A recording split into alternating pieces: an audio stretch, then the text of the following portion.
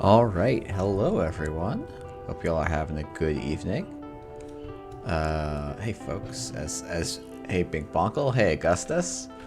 I am just getting started on stats analysis, and I also am still quite jet lagged, so there's a decent chance I fall asleep on this stream. So apologies if that happens. It'll probably be a bit shorter. But I'm basically going to try and do some stats that I've done before, and I want to try, there's some other stuff I want to try and do, because I watched one video on how to do bootstrap statistics, and I thought it would be a lot of fun to try and do bootstrap statistics to look at how improbable various runner factions doing as well as they did in the top 32 is. And this time I did not forget about my ice cream until it melted into a blob, so I'm going to have a couple bites while we warm up. But just to start off with, it looks like we have about a 57% corp win rate in the Swiss, and a 40% corp win rate in the cut. Now, I know that one of these runner wins is actually a DQ, which is a little bit tricky to figure out. And yeah, actually, you know what? That's a good point, Diogene. I should start by looking at the overall statistics first. Let's start there. That makes more sense. Let me make sure this is going to work if I go and do this. Let's get my... Oh, did I cut my camera? I did cut my camera because I was trying to fiddle around with stuff. 1 second while I get this up. Oh, that is... My head is giant there. And my head is probably the least important part of this stream. Alright, so yeah. For those of you... I mean, I'm assuming everyone who's tuning in to a niche stream about Netrunner knows that we just had the Netrunner World Championship. I was very privileged to be there and help run the event. It was pretty incredible. We had 254 players playing in the event. Ultimately, a repeat win by Sokka, 2 consecutive World Championships is a huge feat. And he earned his play as much as I was maybe... But I think it's pretty cool. We saw a field that was Hoshiko dominated in Swiss, but in the cut, it swaps over to be Krim dominated. So Hoshiko comes in at about 32% of the field, ends up at about 31% of the cut, which is just about, you know, that's basically saying Hoshiko converted about evenly, but Sable converted, basically, if you were on Sable, you were twice as likely to make the cut as if you were on Hoshiko, which is kind of wild.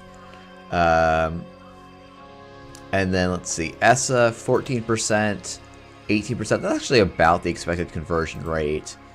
Arasana slightly underperforms, actually by about half, and then most other stuff you shouldn't have been being, according to like the very sparse metric of, you know, are you in the top 32? Let's kind of look at the corp. We see Asa being very popular and not converting into the cut at all, which is pretty surprising.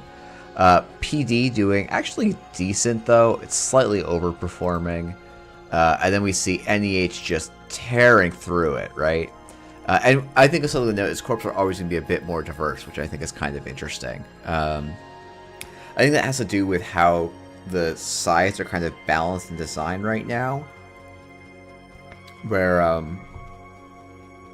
yeah, at least 3 S's in the cut, yeah. So there was about 37 S's, there were 37 S's in the field, which is about 15%, and then 18% of S's made it into the cut. So it's actually pretty close, I think, once we start doing actual statistics on it. But that's a, like, Essa making it in almost as much as Hoshiko is quite cool, right? That's like within some margin of error of being equally performant, which is pretty cool. Half of the top 16 is on Anarch, Basically, the other half is on Crim with Extract's list, which you better believe I'm going to be playing because he shouts me out in the write-up.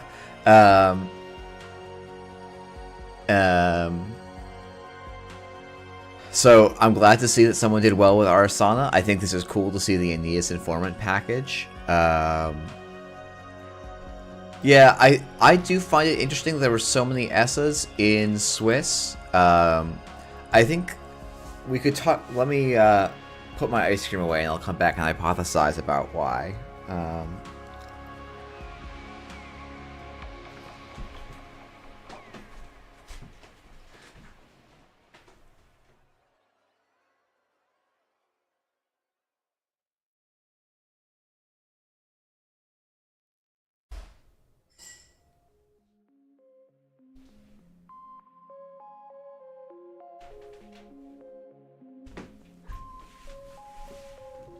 Okay, so I think there's probably a couple reasons. One of the testing groups came out and said ESSA we think is quite good. So if you look, yeah, Lost Geek. So NWE was playing ESSA and played quite a lot of it, right? So that's 6 people bringing it right there. I think there was some theory. And I'll be honest, given the caliber of the NWE players, I'm not sure. Like, to me, this actually suggests a slight underperformance without sounding too much shade, even though that is maybe the shadiest thing I could say. So, like, there's this idea, I think, with ESSA where it's like, okay, well, if I install Marrow and go to a hand size of +7, it's really hard for any of the flatline decks to kill me. And then I can just kind of, if they don't actually have a plan to score out, then I have plenty of time to set up my sabotage triggers and, like, blow things up. And I think Lamb Begamont is a, like, everyone memed on me for saying, like, hey, we want to be a little bit careful. But, like, I do legitimately think, like, there's some real powerful stuff in here. Pinsel also did something. Oh, no. Wow, they used the same image. I was very confused. But they used kind of a similar kind of basics.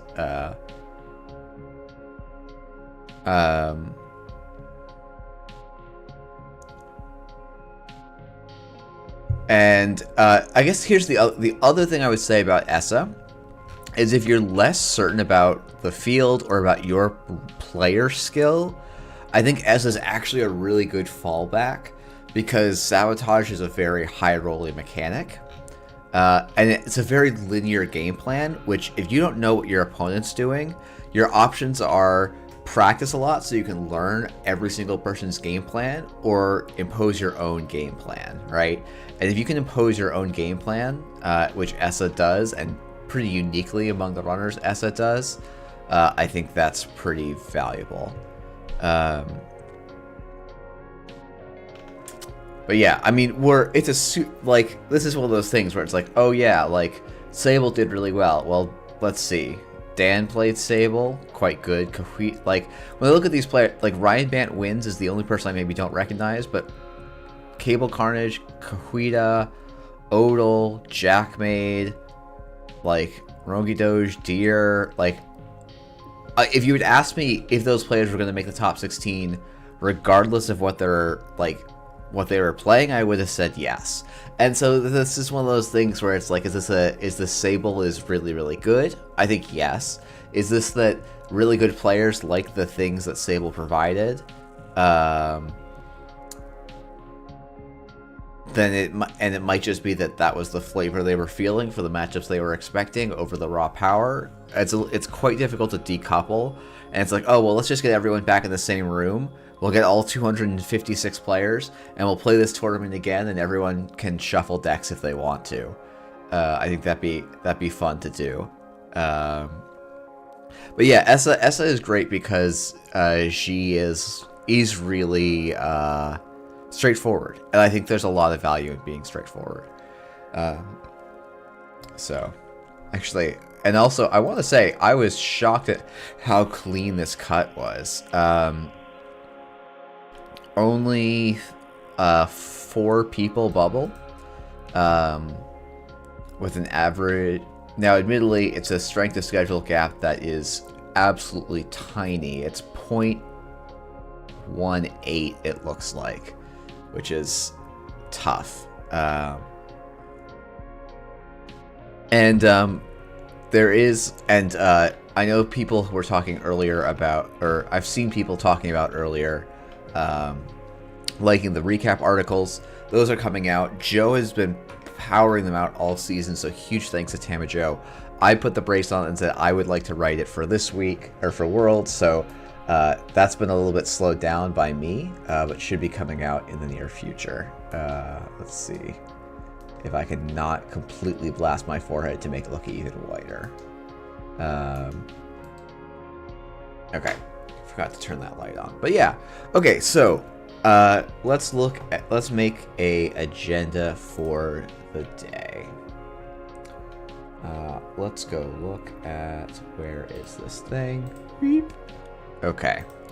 So, things I want to do today. Let's go and write this up at the top so I can maybe have a reminder. Okay, let's do World Stats Breakdown. Okay. First, we want overall win rates for Corp and Runner.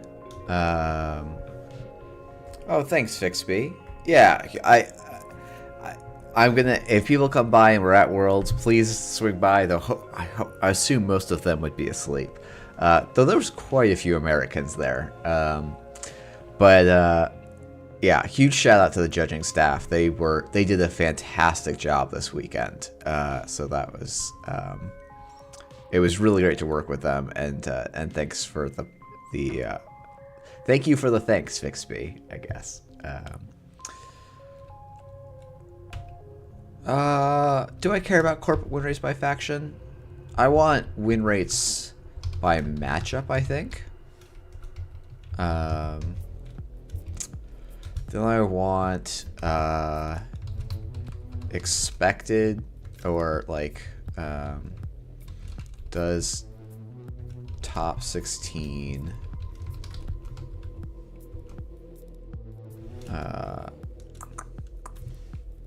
not what's the thing I'm looking for? How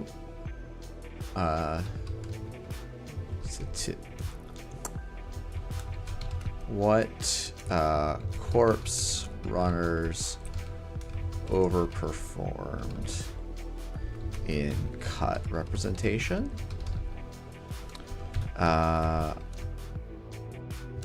What do the distribution of places look like for each ID? Because one of the things actually that made me be like, oh, I gotta do a stats episode, is I saw someone post violin plots, and I went, no, down with violin plots. I think there was some other issues with their visualization. But at the same time, they did a great job on the visualization otherwise, and did it very quickly. I think it was a wild tour tick or something. And so it isn't bashing them, it's just bashing that violin plots are a thing that people do for some reason. And I think people probably shouldn't. Okay.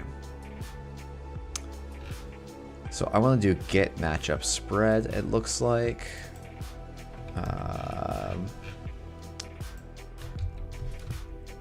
And I need to go get the Worlds one. Were there any surprising off-meta decks that performed really well? So I think the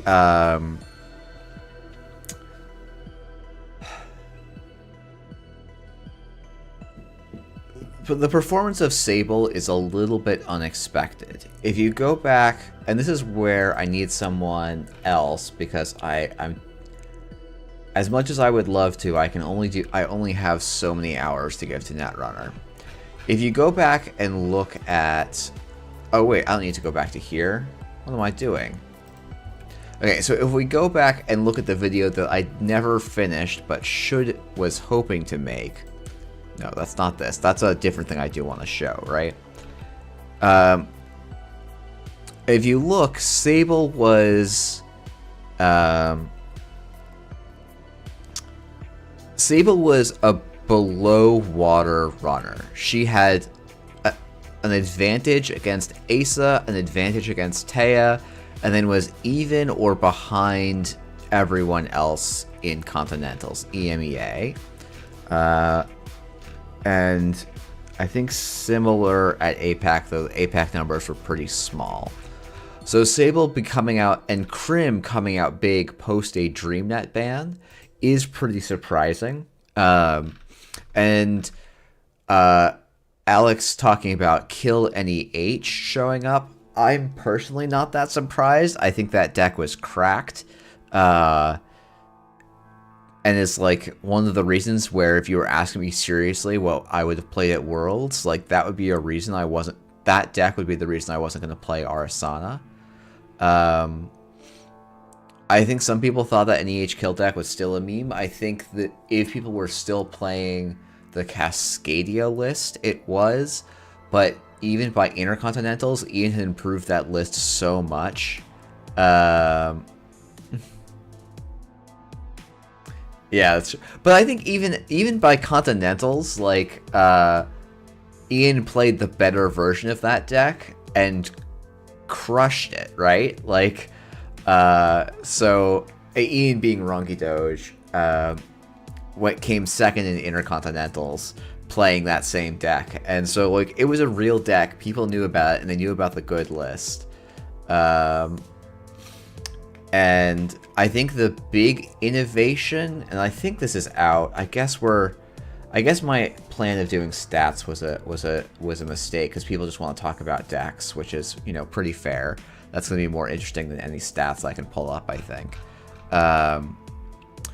So this is the version that the Snare Bears ran effectively I think almost to an individual, which was playing I think it's 2 or 3 false leads, depending on the person. Though maybe D, you'll have to correct me on that if anyone was running anything other than 3 false leads. False leads basically made the deck super difficult to interact with. Okay, always 3 makes sense. Because if you can ever land a Oppo Research, the runner is just going to start their turn with 2 tags. Or on your next turn, the runner's going to start with 2 tags. And there's very, very little counterplay. 3 Beholds, if your D wants 4 Beholds, is a really, really obnoxious fork in the list, along with a check of Scions. I know at some point there was reversed accounts in here, and I think you could maybe think about them if you want to iterate on this list some more. But I think this list is just bonkers, and it is so difficult to consistently interact with.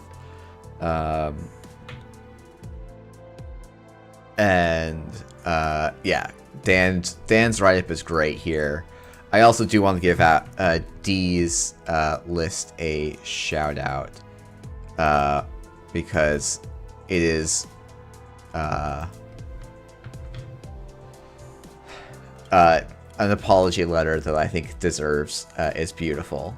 D accidentally printed double-sided proxies, and it led to a very unfortunate situation. But yeah, I think Augustus is the deck playing to score a Bologna. I actually have seen yes. The deck. So the play that I started seeing the Snare Bears doing a lot was on a turn, advance 3 different cards on the board and then install a card in a new remote. And the runner now has to try and find the Bologna. But it could also be the Checkist, or just like a false lead or a tomorrow's headline. And if the runner chooses not to run, then you score the Bologna. and now your Oppo researches are on. So, and it costs you very, very little.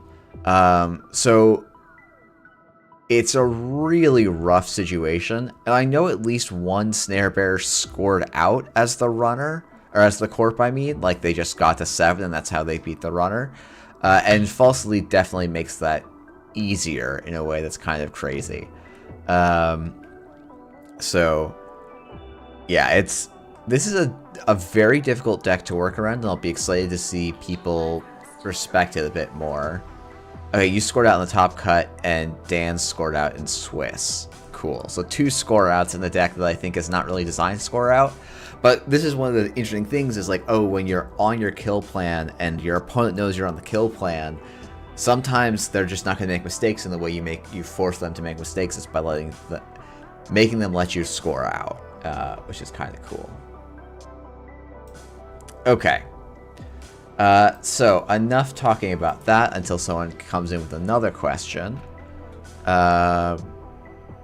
Okay, we're just going to go and grab this. Do I want the decisive games or the...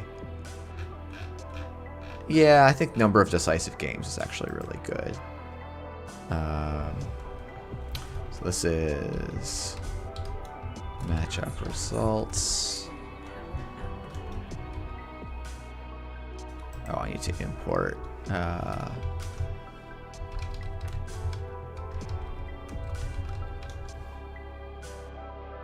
Oh, wait. Nope, nope. God. Nope, stop.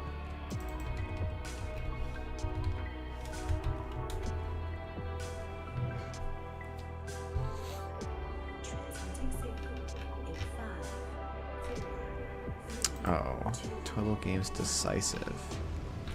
Where did I get that? Oh, it's probably just a thing I did to the column, right?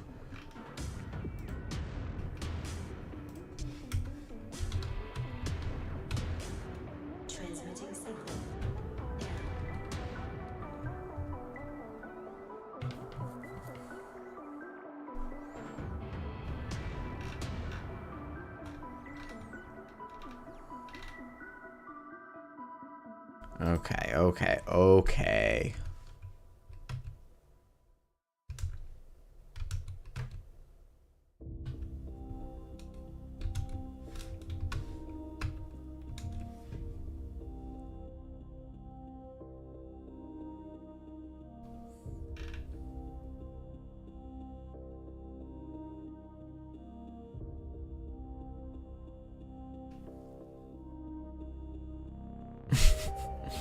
That's not what I was expecting to see. That's really interesting. Oh, I need to change the scale, right? So that it goes to 0. Because right now I don't think it's actually going to 0. How did I fix the scale? Ah, fantastic. Here we are. I think this is what I want. Okay, so let me explain why this plot doesn't look right to me. So we know that from looking up here, apologies, in the Swiss, win rate is about 0.57 for the corp. So on average, if white is neutral, red is 1, and blue is 0, so 0.51, we should expect that on average most of our plot is slightly red, because there are more corp wins than runner wins on average. But this plot is mostly blue, which is not what we want. So what is this actual plot? This plot is, if you look at the intersection, this is 419 against Outfit. They played 7 games, and they were biased towards the corp. So corp won slightly more than they lost because they're somewhere between 0.5 and 0.75. If you want to do this, there's other plots you could do to make this actually parsable. Like if you wanted to break out these percentages, what you would probably do is actually do the percentages and the number, and the color is some kind of, and maybe have total games played as the color. But basically what you should see is if this thing is blue, then runners are favored. If it's red, then corps are favored. And the redder it is, the more the corps are favored. The bluer it is, more are favored. So if you look, like Hoshiko played against basically every single corp, though somehow dodged every single sports medal. And then, okay, so this is really cool. So what we're going to do, I think we're going to take our number of total games, and I think I might put a filter of about 5 games on this.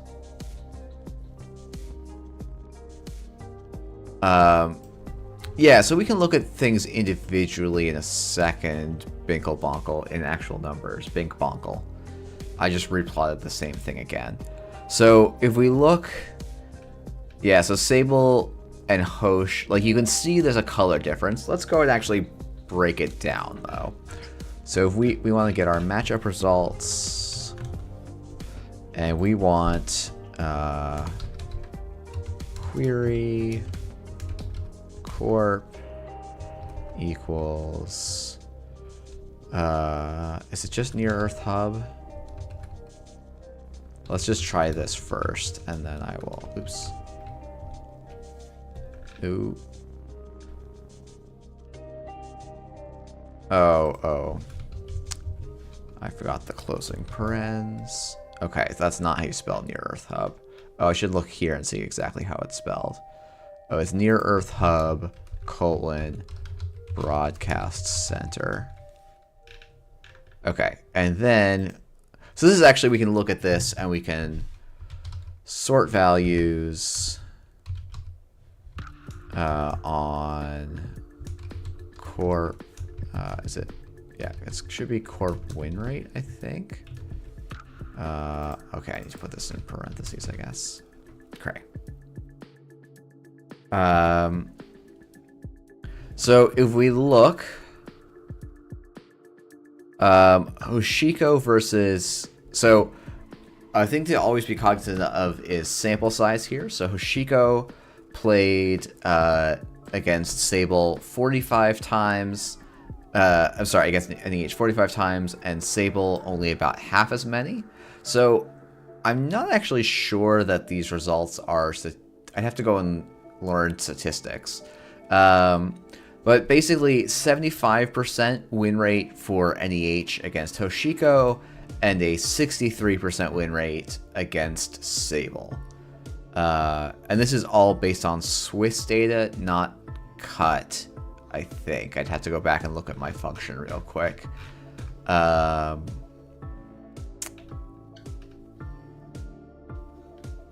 Yeah, this is getting Swiss games.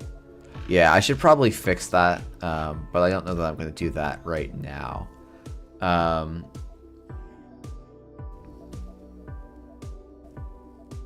Yeah, so it's a 12% matchup difference, but in half the sample size.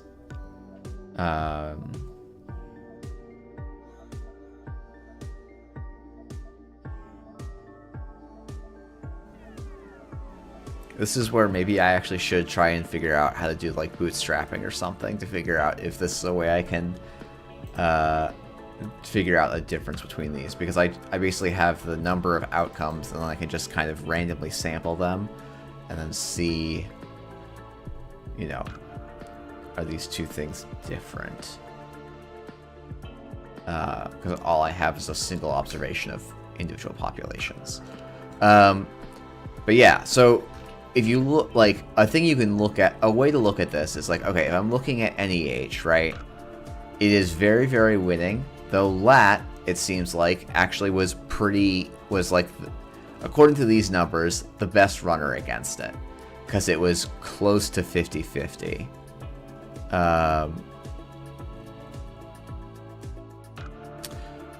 So Mercator, I don't have a good, so one of the things I would love to do, and keep your eyes peeled is if there was some sort of rating system for players. So I could say, oh, if the 2 players are good, that means something different than the data if the 2 players are more average skilled. And like try to look at like, what is the win rate for people that finished? Like, the tricky thing is the win rate for people that made the top 16 is always going to be very high. You had to have about a 75-ish% win rate to make the cut, or maybe a 70-ish% win rate to actually make it into the cut. And many of them actually had higher than that. And so everything's going to look good when you're winning that much. And if you look more at the median, then you start having questions about player skill, and like maybe the NEH is really good against people at the mid tables, but it's hard to kind of disambiguate. And the cut would hopefully be where you do it, but the cut has pretty small sample sizes, so I don't know. It's quite tricky. If you have some specific ideas, I'm all ears. Oh, I should probably change this to be Worlds 23. And yeah, 2-for-1s also make it very weird. Oh yeah, so Cold Lava, that's a great question. There's actually non-kill NEHs around quite a bit. NWE thinks that they're yeah. Let's go and hop over to that. I can share a friendly beef between me and Lost Geek, who is so they're, if you look, they have, where's Lost Geek? Okay.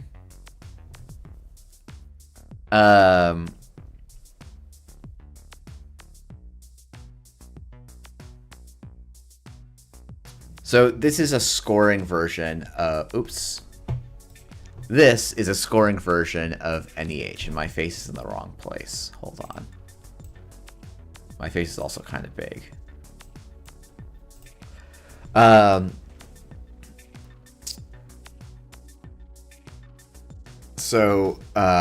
This is trying to score out and use Artificial Crypto Crash, Amani Sinai, to just say, you can't dodge the cryptos, and you can't check everything, and we will just kind of score out and ruin your day.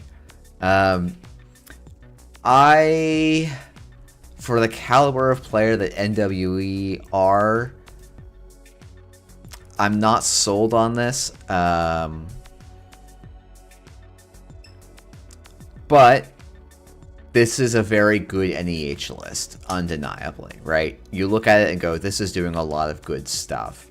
It is going to be annoying for a lot of runners to deal with, and it's making good use of tempo. And so there are NEHs that are not on kill plans, and it's possible that Lat, which didn't really make it into the top tables, was playing more of these style of NEHs and maybe has a better matchup because, you know, you could money up quite well, beat the Amani Sinai trace, and conduit dig, because this is a little bit soft to conduit. Maybe? I don't know. I have not played it. I did not see this played a ton. I just have some questions about it, but we'll have to play it next week, maybe. Or not even maybe. I should try and make an effort to play. Make an effort to play the actual good decks as opposed to my decks. So, okay. So, what else can we notice here?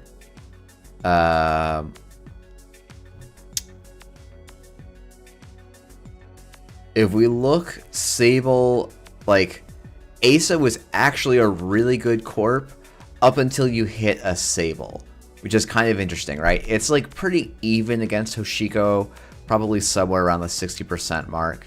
But then Sable just kind of dunked on Asa, which I think is a big part of why Asa doesn't show up in a cut. Is because there was a lot of Sable players who did make the cut, and they probably just knocked out all of the Asa players. Which is one of those really interesting things. Hoshiko actually, like, Hoshiko is about even against most of the field, which makes sense. Only up on a couple of pretty rare corps, and then slightly down on none of the big players because you kind of have to be fairly even against the most powerful decks. Op, when you look at this, looks like it should be doing pretty good. It does have a bad Lat matchup, which actually makes a ton of sense to me. Lat just kind of is very resilient to a lot of bullshit, which can be kind of annoying. Op did Op make a big... My sense was Op did not make a huge presence in the cut. Let's see. Oh no, Jackmade got there and Ryan Bant wins. Was this a combo Op?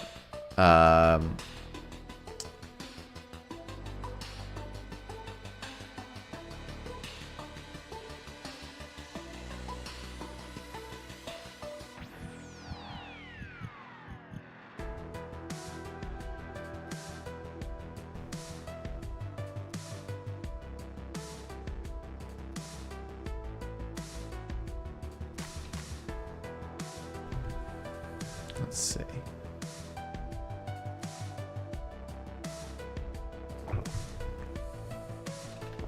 This is an interesting list. I'll have to give it a shot. This person's being like, oh, I got so unlucky on Axis. My sense is that's how this deck usually is going to lose. But Sprint is definitely an interesting include to help deal with Flood and get your combo up going. So I'll definitely check out Ryan Bant's deck list here. I think Jackmade's just going to be doing Zoo, like, Kali testing. Down to 1 Kali testing. I don't think the Tarubolo could possibly be right, but so it goes. Let's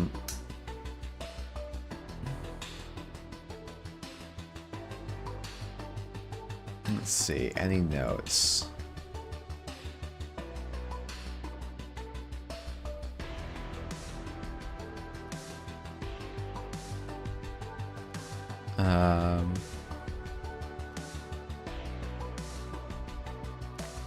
Oh, that's an interesting thought that you only need the Kali testing once, so why pay for it twice? That's good. I like this quite a bit, actually. I like these changes quite a bit.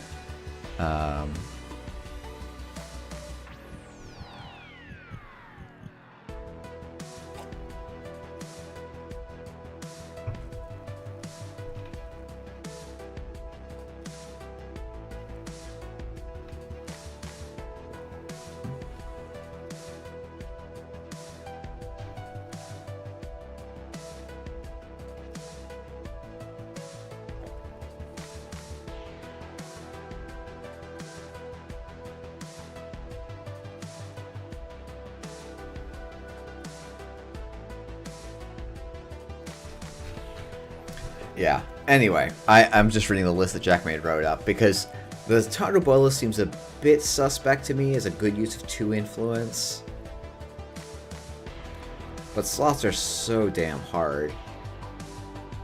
I think yeah, it's like I start looking at like, do we need 3 Audacities? Could we play 2 Audacities and get there in the same amount of time? Play with some ice slots. But this is a very good foundation. And yeah, we didn't see a ton of Op, which is a little sad for me, right? Op is 13% of the field, and... Oh, okay, actually 18% of the cut, so actually overperformed very slightly, right? Oh, because Mondi also did this. Okay, very cool. So this is the other direction that I've been trying out, also, which is going to Seamless Launch. But then Tuno published this. They switched to trying more SDSs and seamless launches.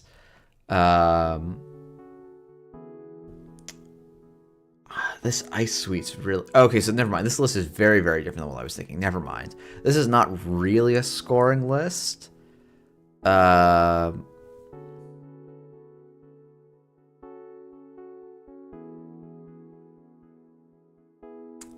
This is really interesting. This list is very cool. What is this doing? This is like doing Urban Renewal Forks, and then also maybe scoring out. You don't need to pre-advance anything in a virus or reconstruction. You can always overwrite your agenda when it's about to be accessed. Your spin doctor on the board. I'll definitely have to try this out.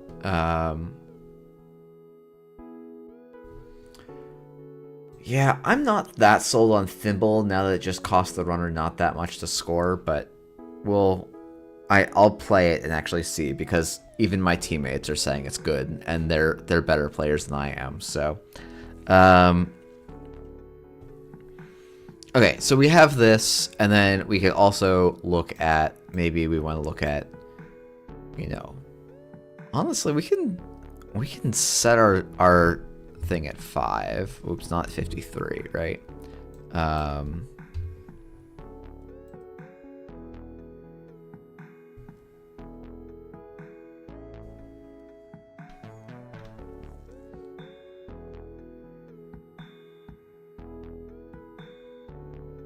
Yeah, wow. Sable just ate up on aces. So it almost feels like Sable got a good draw of hitting a lot of aces.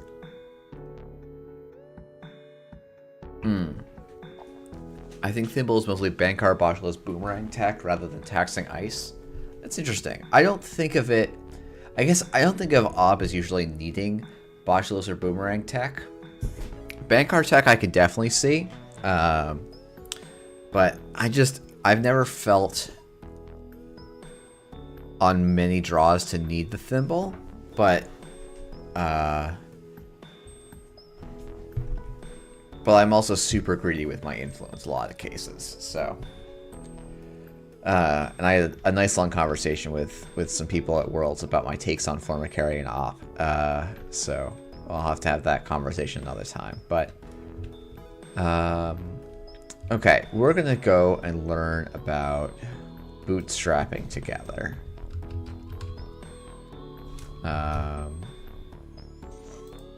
Okay. Whoops, that's not what I wanted to do. Okay. So, bootstrapping, data sequence of elements. Oh, cool, Binklebunkle, that'd be great. Bootstrap, data, statistic, end samples, batch. Turns bootstrap result, confidence interval, and standard error. Okay. Yeah, I think so. Yeah, just to say my thing very quickly. In this style of op, I could understand a Formicary. In the style that I've been playing, it doesn't make any sense. But in many other ops, it does make sense.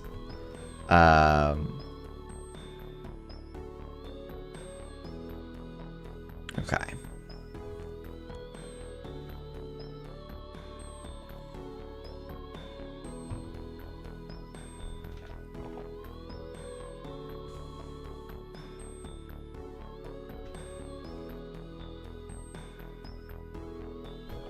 Okay.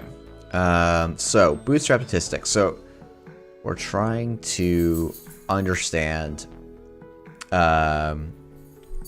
So, okay, what am I trying to do here? Let's stop and think about the question carefully before I spend too much time on this. So, going back to our original questions, what have we answered? This we figured out. This we have a plot for. Oh, you know what? Let's do this one first. Because I think that should be pretty easy. And I think that would be a really useful graph. So if we look at... I think it's Worlds Players. Great. So I have identity and rank.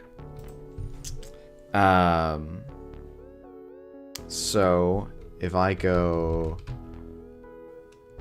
I want sort of a... hist plot. Data equals... Worlds Players... X equals corp. No, X equals rank Q equals corp identity. And let's see what this does. Okay.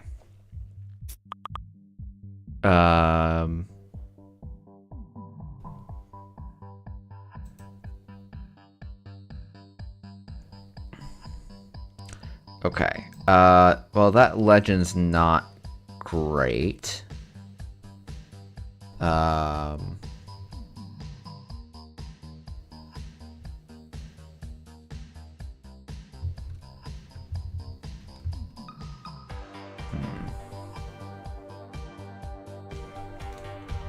I do need the legend. We'll turn it off for a second.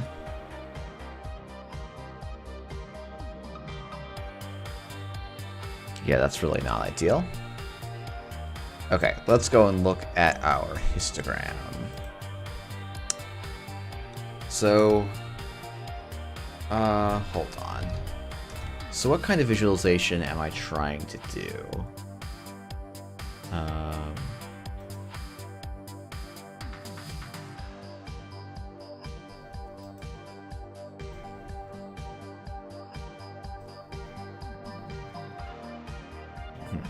What the heck is going on with my paint window?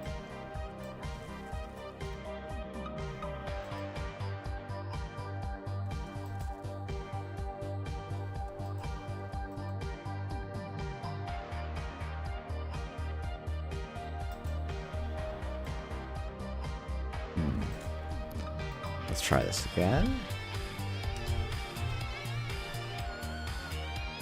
Wow, that's like perfectly inverted. That's very weird. Let's try this again. No, that's actually on the screen, maybe?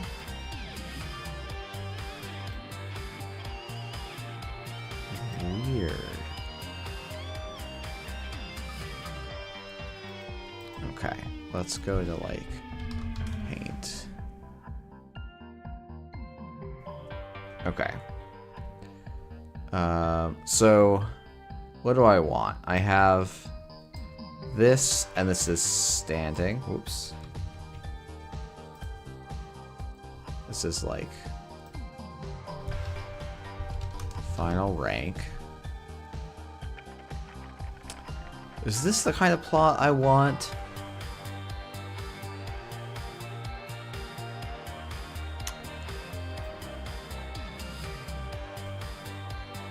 I think I do want histograms, but I want it by corp. Okay. That's what I want. I want to do... Okay, so I want to look at Seaborn Facet Histogram.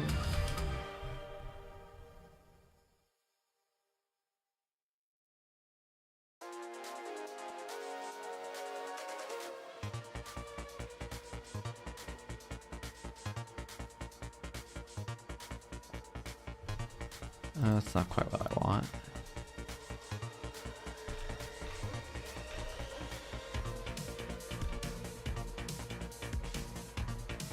Okay, we're just gonna give this a shot first and then figure it out. Okay. So, because the thing I want to do is look at how the things are distributed. So,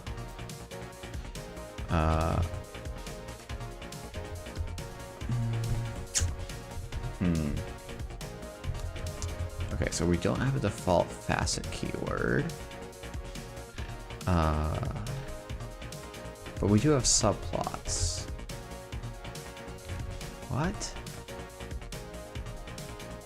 Nope, that's not what we want. Okay, so I probably just want to go Seaborn. Yeah, this is how we're going to do. Facet grid. Data equals.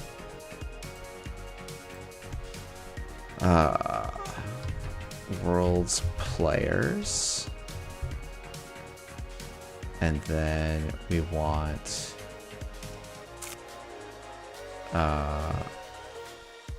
we want columns equal to corp. Shoot, let's just grab our world's player's head. Okay, we want corp identity and hue equals corp faction, and then we'll make G equals this, and then G map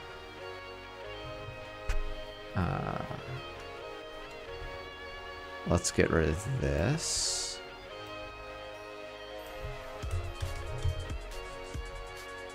See if this does what I want. Oh, and then I want like call wrap. Let's do 4.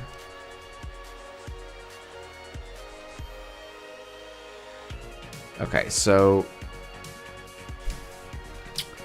that's not, it's not hewing, right? But maybe we can try and hue argument down here.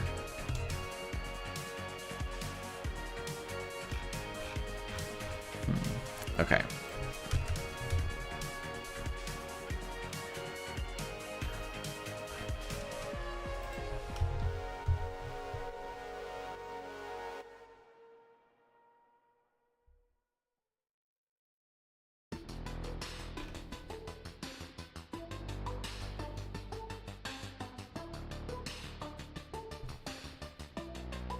Or maybe I just have my colors there wrong. It looks like I just have my colors wrong. Okay. Jinteki I have as crimson.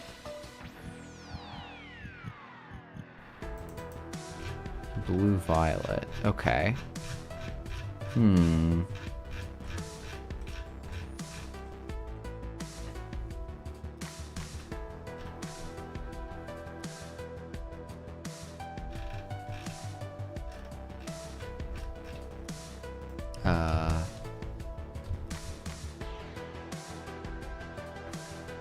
Let's see. How do I set up the bin size?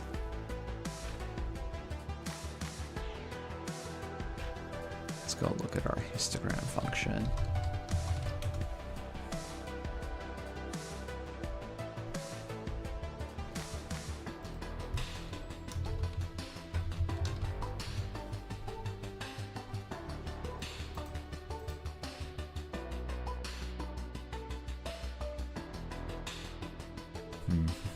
Apologies for a second. Just plot.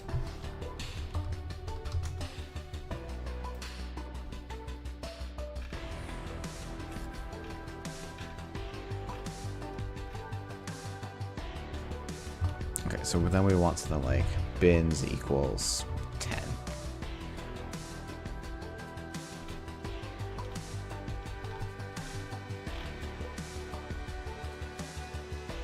Hey, Ed. Okay, I gotta figure out why these colors are wrong.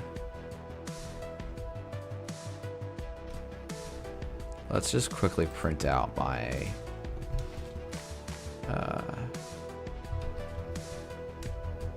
wait.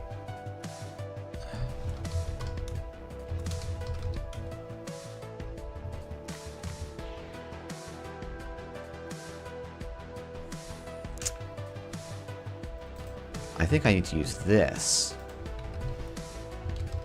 Faction hues. Oh, interesting. Oh, I need to set the palette. Lol, I'm a dummy. Okay. Hey, Ed. Yeah. Okay. Here we go. Now everything will be the right color, and... I want... how do I set the title? Oh my goodness. Is it label or something?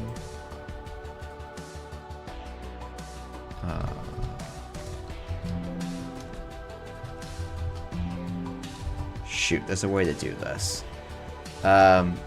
Because I just want this to say the identity. Oh, it's in the facet, isn't it?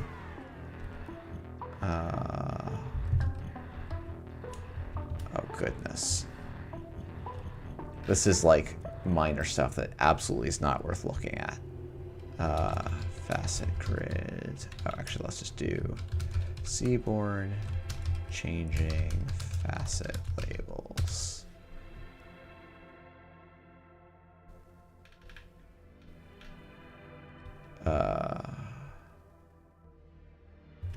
Okay.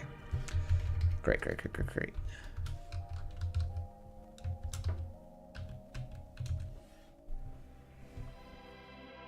Okay, beautiful. Here we go. Okay. Oh yeah, I'm honestly feeling better already. I think it was mostly a little bit of con crud, a little bit of stress, and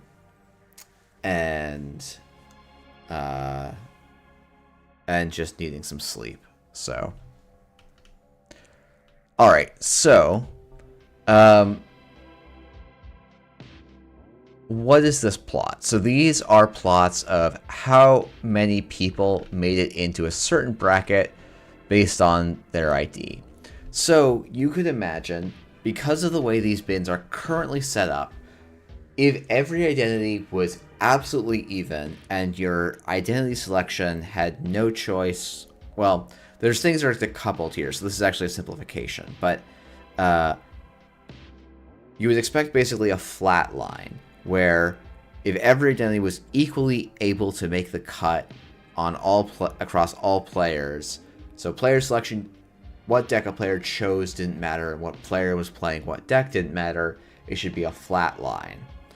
If you see increases or decreases from its average, then that's telling you that the deck, like, if you look at something like Op slightly, if you took Op wherever the average is, and actually, you know what, we could compute what the average is supposed to be.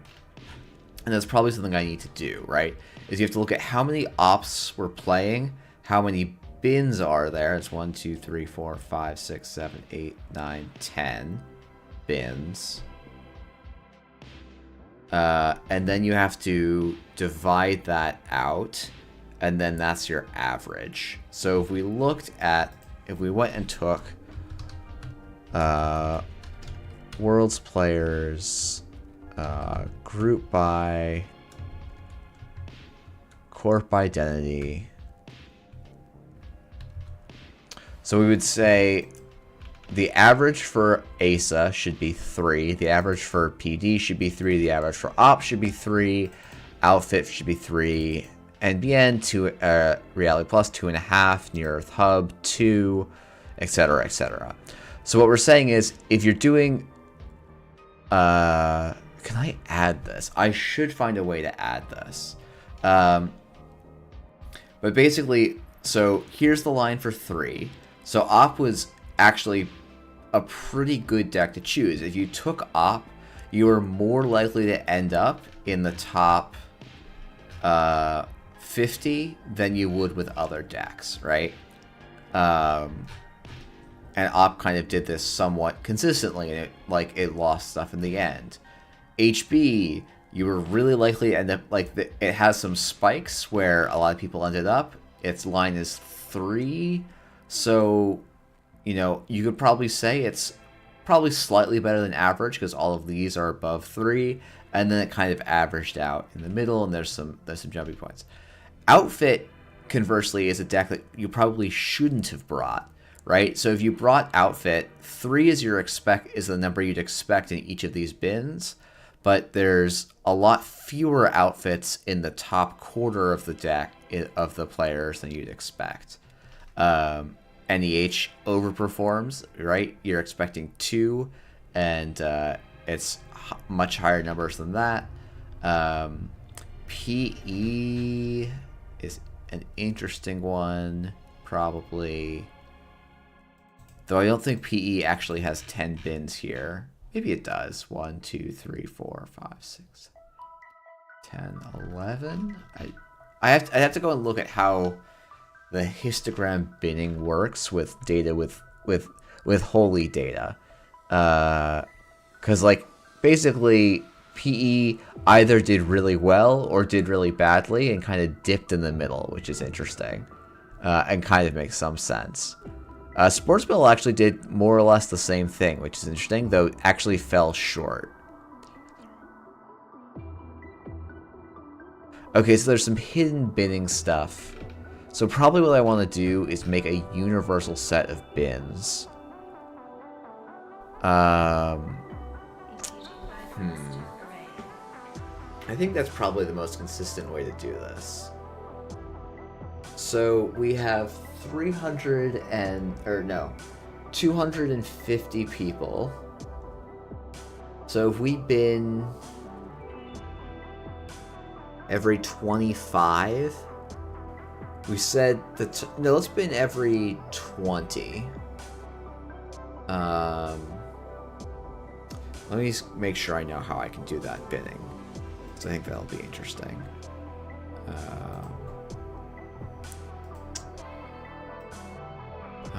Okay, we want... Oh, actually, this is what I want. I want bins.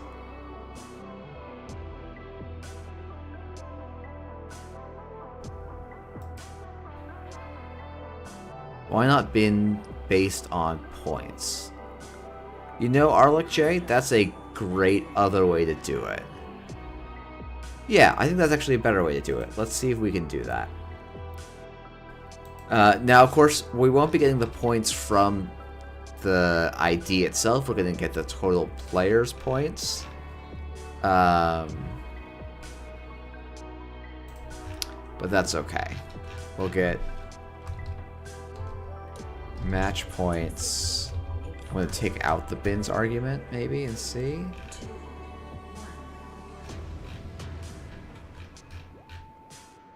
Oh, it's match points. Lol. It ends up doing the... It should be recreating the same graph.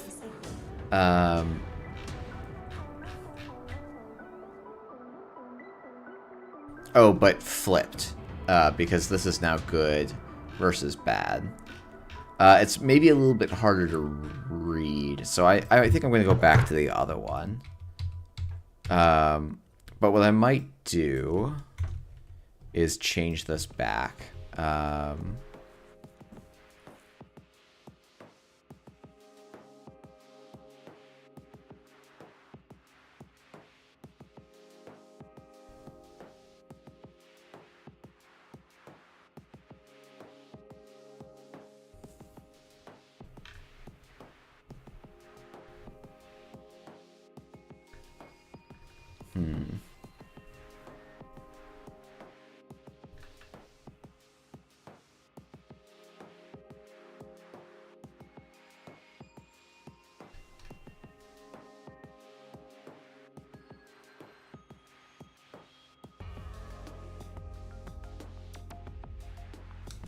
Okay, we actually might try... You know what? We're going to try something fancy. I'm going to say bins equals auto. And see what that does. Kind of curious. Doesn't quite smooth things out the way I want, but it's kind of interesting.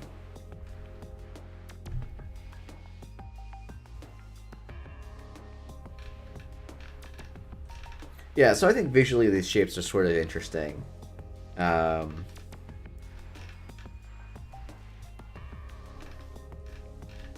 And we could probably just limit it to the ones where the total player counts are pretty high.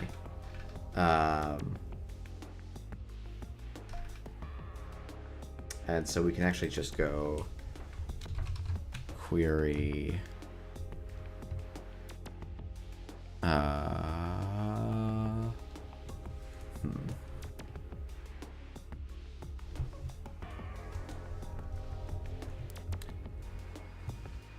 Yeah, so Ed, one of the things I want to try doing after this is try to learn some bootstrapping live on stream together.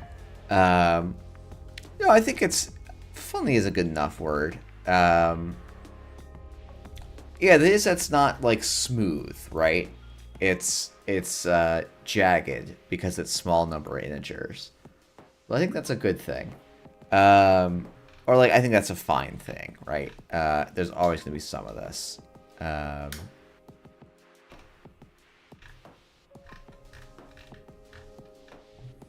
But yeah, I think the shape of these plots is still interesting and tells a story. It's probably a better story if I can get uniform box sizes across everything.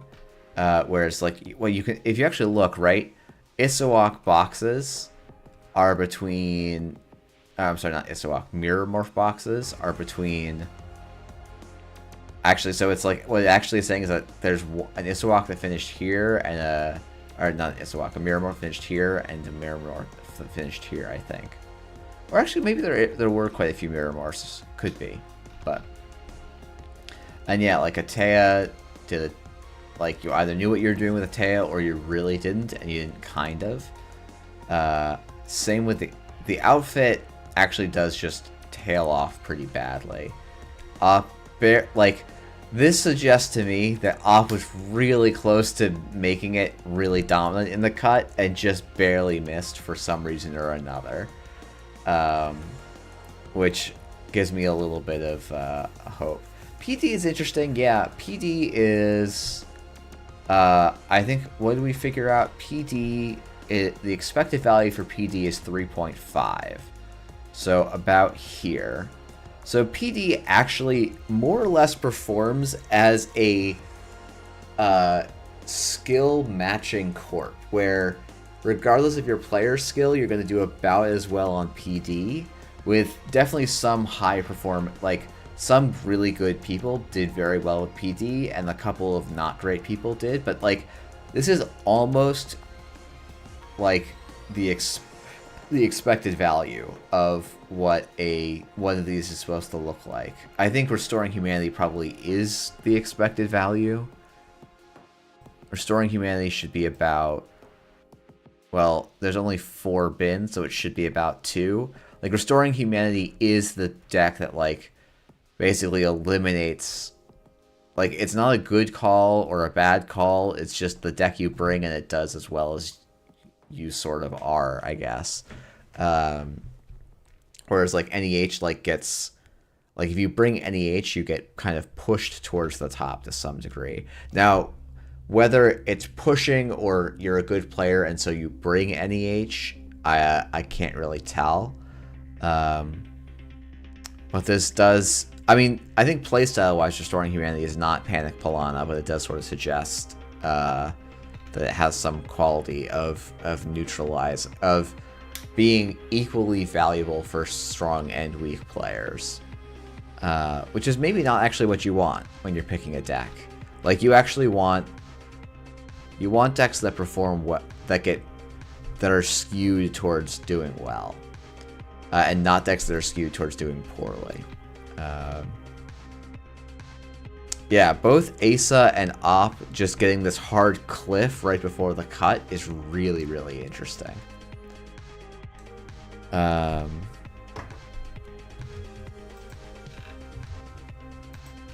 Okay.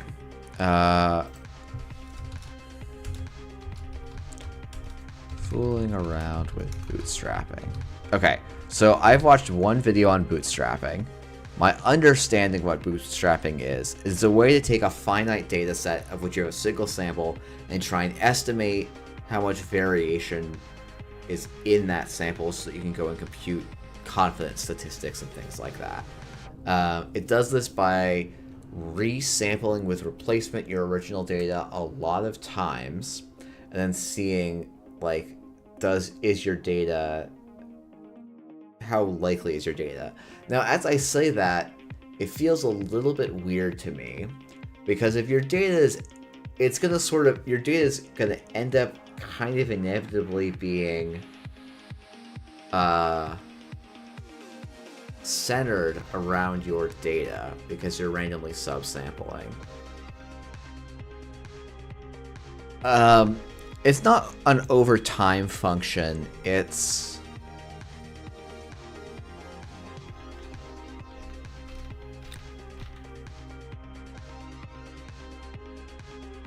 What am I trying to talk about? So the idea is if you go and look at something like,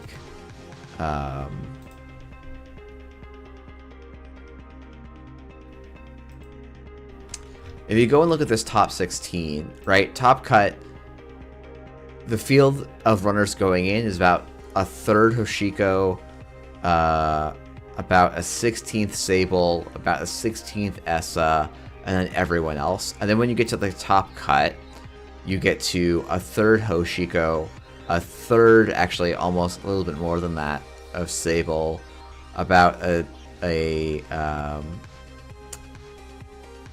sixth Essa, and then like some other stuff. Oh, yeah, of course, Jai. I hope that you're able to keep that play manager shit for a long time. So how statistically likely is this particular distribution from this original distribution? Like, and did Hoshiko overperform? Did Sable overperform? And did Essa overperform?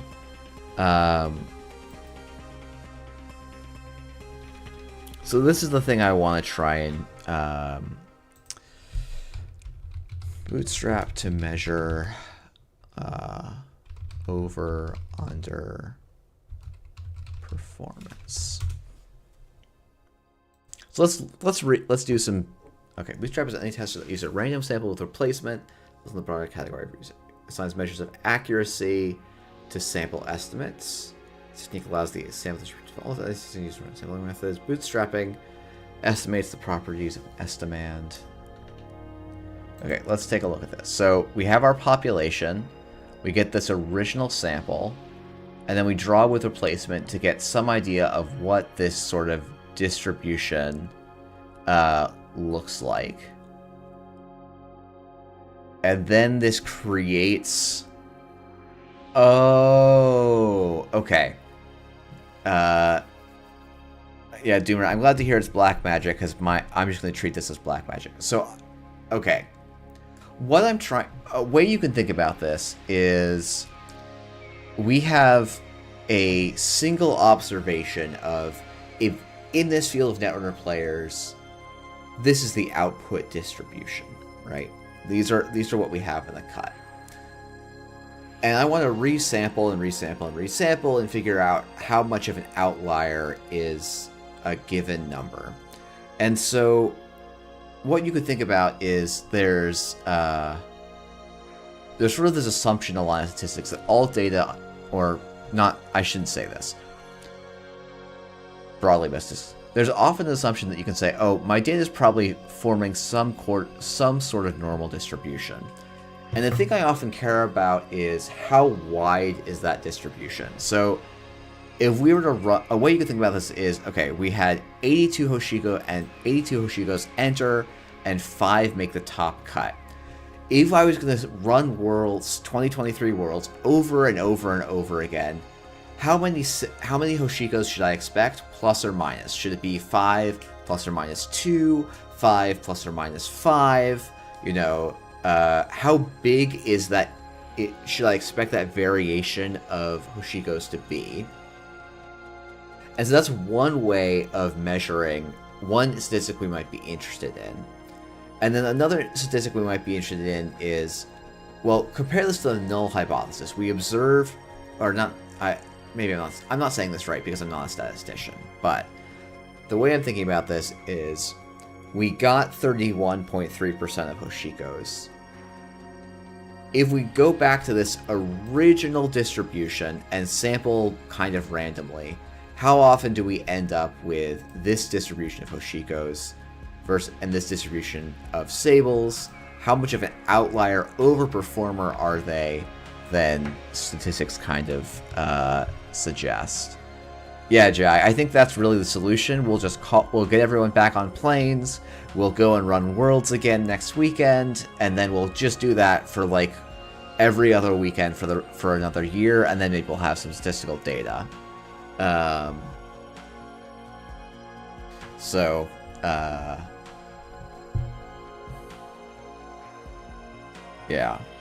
And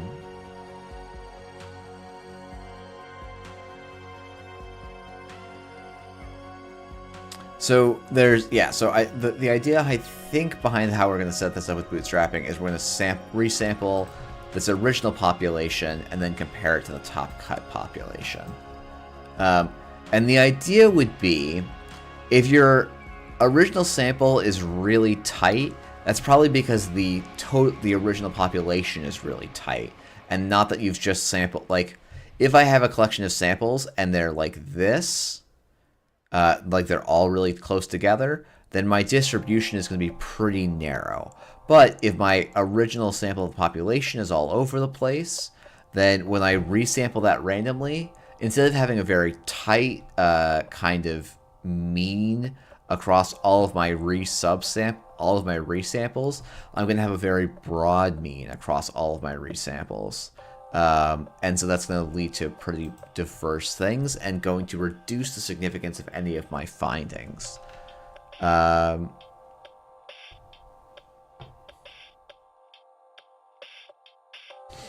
Okay. So now we got to figure out, how do we actually run bootstrapping?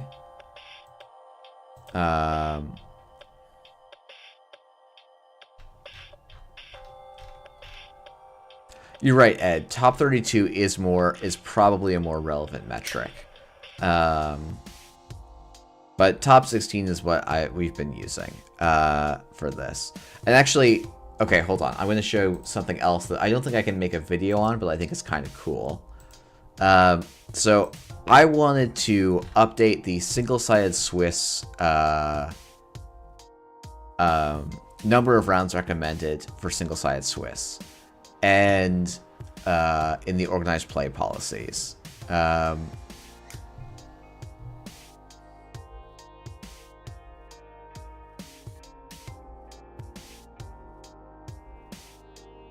Sorry, Doomer. I'm going to come back to your thing in a second. So what I ended up doing was I found, and I can't believe I didn't find this before, so someone had already implemented basically using kind of the same library, a single-sided, or a Swiss system. I then faked it as single-sided by just adjusting the code so it could allow a single repairing, but didn't actually do the side selection itself. And then what I was setting up was that you could you could sim the tournament and then have players ID. Now, the way I had them ID is quite dumb, because I didn't want to spend a lot of time coming up with better IDing strategies. Where did I implement these ID strategies? Let's go and find this code. Oops.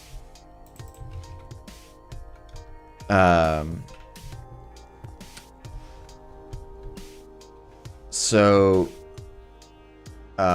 sim round with ties is what I'm looking for, I think. Okay. So, basically this is just a function that says, oh, I'm going to grab two players, and if their points are equal to the total rounds minus number of losses allowed times 3, we can make we can offer to ID. And so I would then run simulations of an event where you could adjust the number of players, adjust the number of rounds, and adjust your cut size, and then you could get these plots of how many people end up with how many people end up with in your cut, basically. So if it's 16, that means that your cut was clean. And then if it's like 25, that means that 9 people would bubble, which sometimes happens quite a bit, but doesn't happen super heavily. And so if you go, you can kind of play with things, and I think the way to bring this down is if I do 100 sims rather than 600 sims. We won't be here all day. Actually, let's just make this a variable.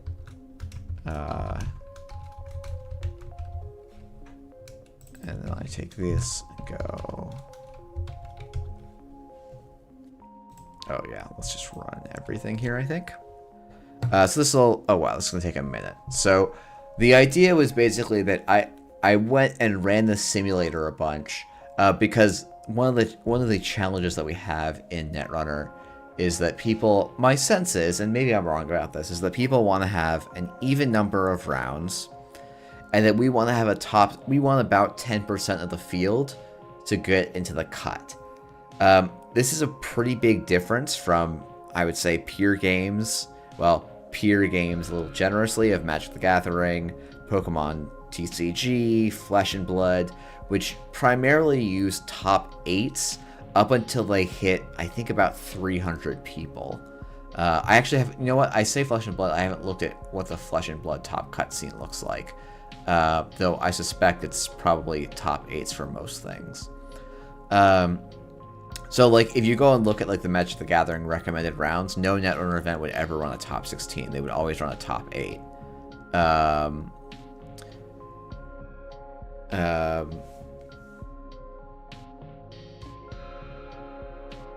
So, given the constraints of we want even numbers of rounds, and we want about 10% of the field making it into the cut, so we have to switch over to a top 16, somewhere around 150, or somewhere around 100 maybe.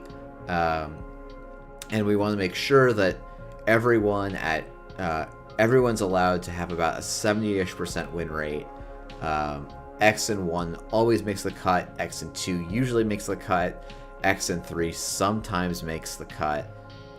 And try and go from there. Can we figure out how often we're going to have people bubble in a given event? And so I ran all this stuff to try and come up with some simple simulator of people doing strategic IDs. And I think a cool thing that you can see out of this plot that I've already produced is that when players do strategically ID with some mix of aggressive IDing and kind of conservative IDing, most of the time you're going to end up with very, very few people bubbling, and that's like a great thing to see. Oh, this is interesting. This is a very different plot. I'm going to assume that a little bit this is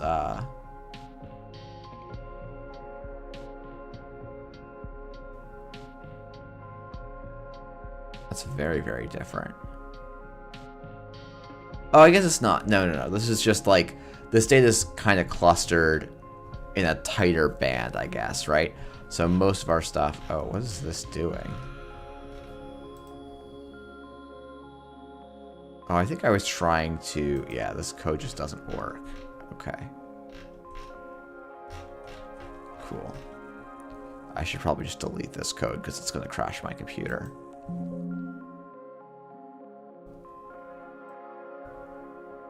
Okay. Okay, so that's kind of what's going on there. Okay, so I need to import... Let's transition back to this. Do I have SciPy stats? Let's see. Cool. Okay, so Bootstrap data. For each sample in data, for each event sample, take a random sample of the original sample with the same size as the original sample. Compute the Bootstrap distribution statistic. For each set of samples, compute the test statistic. Determine. Since it must be a callable that accepts length data samples.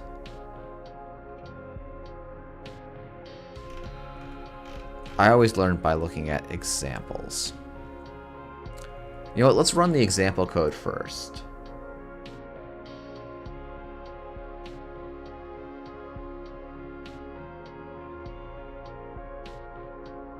And I'm not quite sure what your question means, so I might ask you to give me a little more context. Oh, and I should go back to Doom Rounds.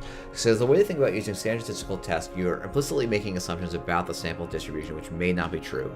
Bootstrap is non-parametric, so you make no assumptions.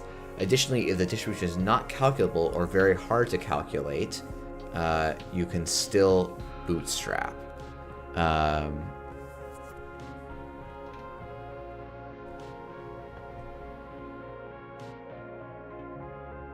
Okay, yeah, I think I get what you're saying, Doomrat. Yeah, and I think there's some cool things. Okay. Um,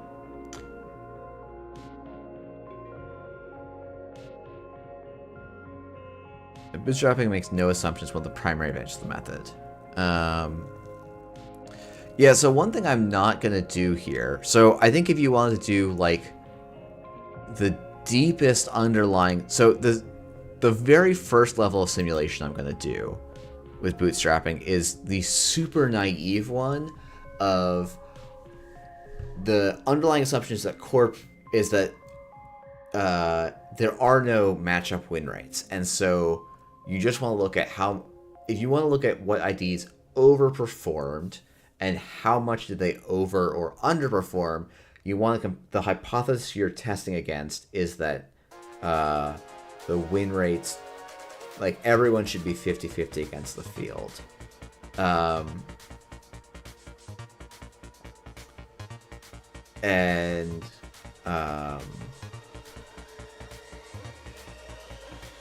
That's the statistic I'm interested in getting at first. The given certain win rates of Corp versus Runner, if you play at the tournament again, what happens is a very different and I think a much more complex thing to try and simulate. So that's something I'm not looking at right now.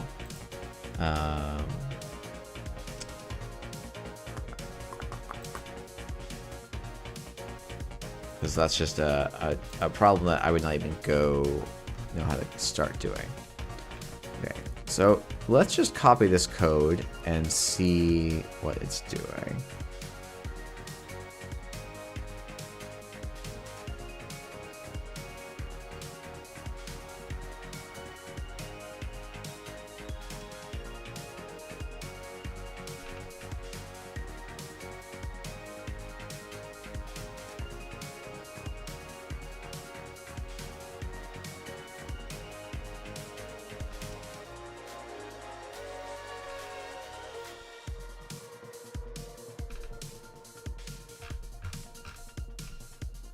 Okay, so you know what?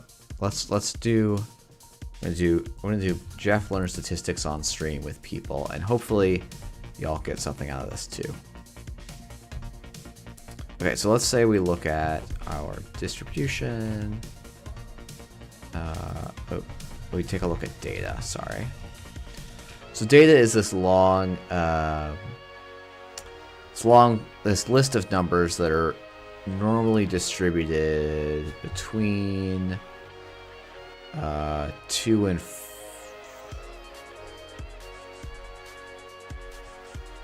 what is this distribution?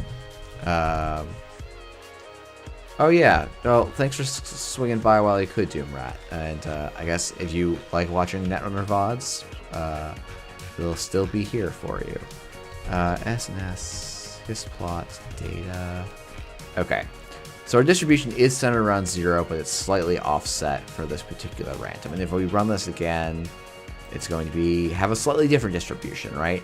So we have these different distributions of our data that we can keep regenerating. And if we go and get... okay, I was making these plots and then not showing them to the screen. How generous of me. Okay. Come on. Stop it. Okay. So yeah, we can make this and we just get these different plots of the data. And because our sample size is quite small, sometimes we get stuff that's well-centered, and sometimes we get stuff that is off-centered, right? And so a thing we might care about is what's the standard deviation of this data, and if we call NP standard of data, here we get a standard deviation of basically almost exactly 4. So the bootstrap is used to approximate the variability we expect if we were to repeatedly sample from the unknown distribution and calculate the statistical sample each time. So the thing they do is we go data equal, we're going to call this bootstrap data equals data, comma. And then we get the residual equals, what do I call this? Stats.bootstrap, bootstrap data,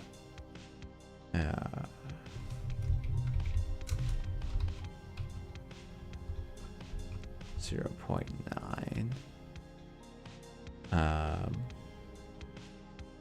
Do they like set an RNG value just for fun? Oh, I see. Yeah, they did. Okay, so then we get.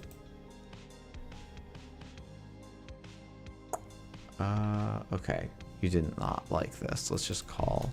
Can I just call mean? NP mean. Okay, let's actually do their example here. So they just call. Oh no, they want it. STT. Okay, so let's take a look at what this residual object is. It's a bootstrap confidence interval, bootstrap distribution array, standard error, etc.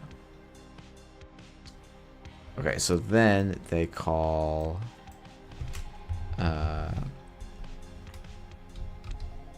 bootstrap distribution and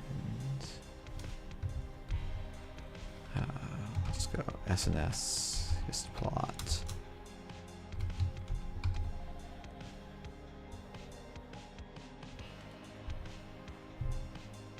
Let's see, bootstrap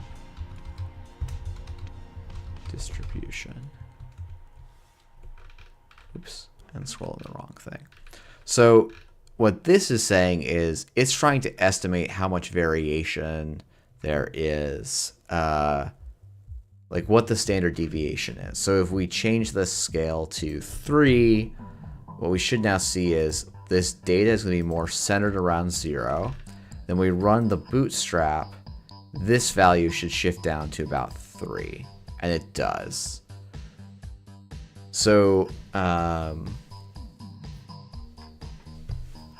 okay, so the question now is if we go and get our population of runner identities, how do I convert this into numerical data? So let's go bootstrap calculating group over under performance.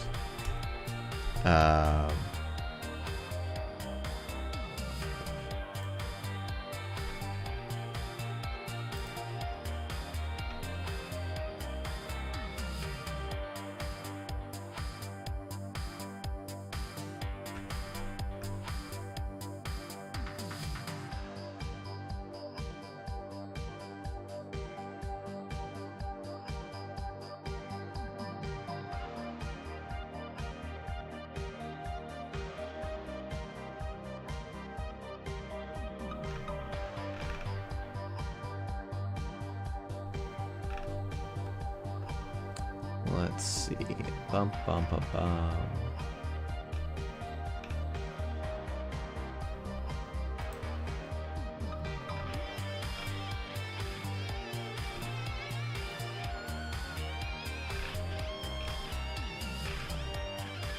Bootstrap, bootstrap, booty bootstrap.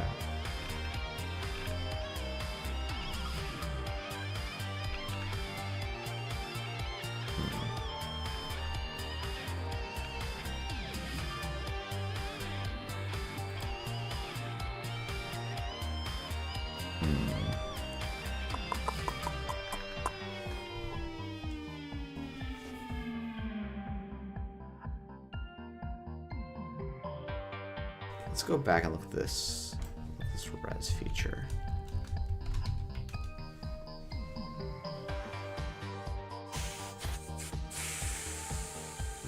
So it's telling me that the true value is between 2.8 and 3.5.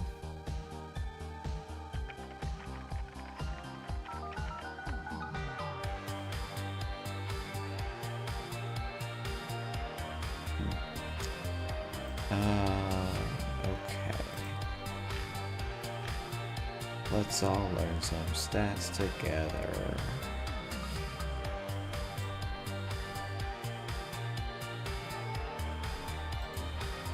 Okay, bootstrap. Group. Likelihood. I could also do the ChatGPT thing, right? And just have it try and tell me.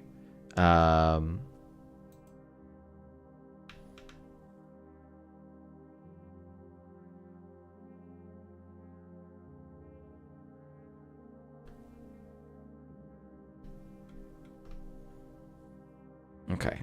So examples 1, 3, 4, 6. For one, find the probability that the mean is 1.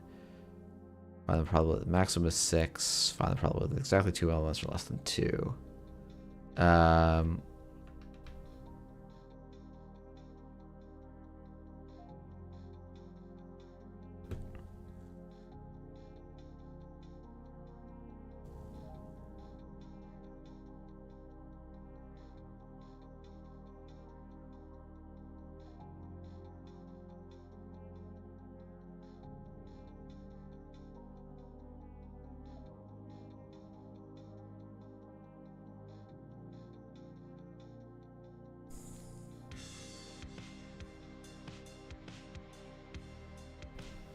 Okay, so they're saying, how many times do you get this thing? Binomial probabilities of getting this. You know what? Let's try and we're gonna do a ChatGPT stream. And apologies to those people that. Let's see. Can I log in without giving up my personal info? Let's find out.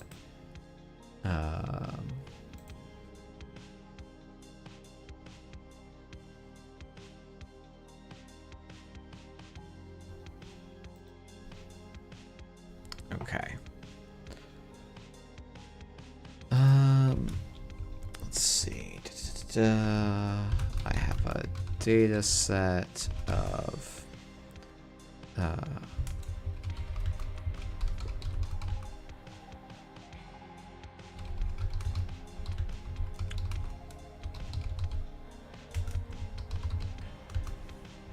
let's see.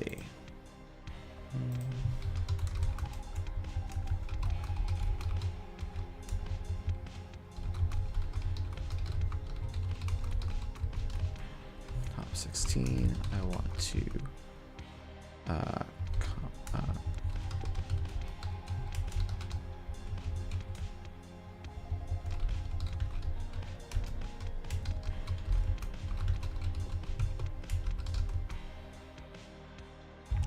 the top 16 distribution is relative to the initial distribution.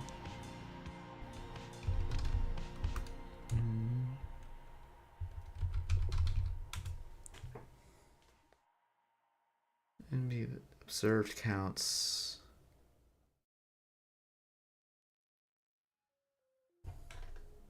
Okay.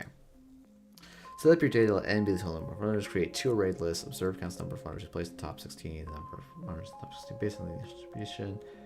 Calculate the expected count of the probability of the runner being in the top 16 equal to count the initial distribution. Count expected counts equals count I over n times total runners in the top 16. Count the chi-squared. Observed counts, expected counts over expected counts I is the number of categories minus 1.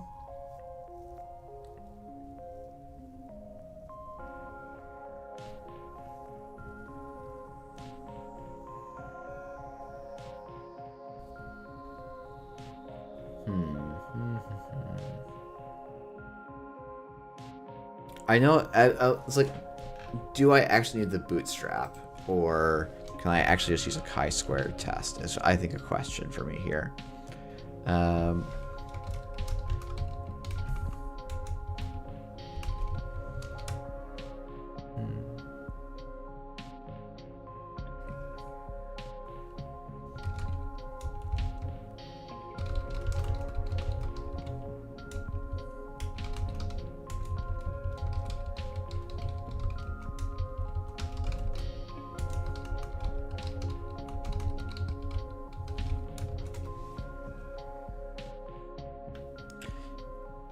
User up against resampling data provide must resample the data, perform the chi-square test.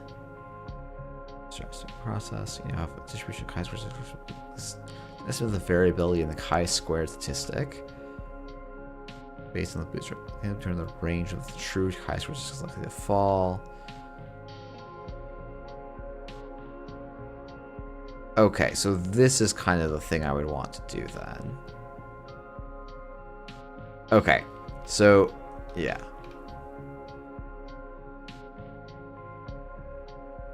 Oh, okay.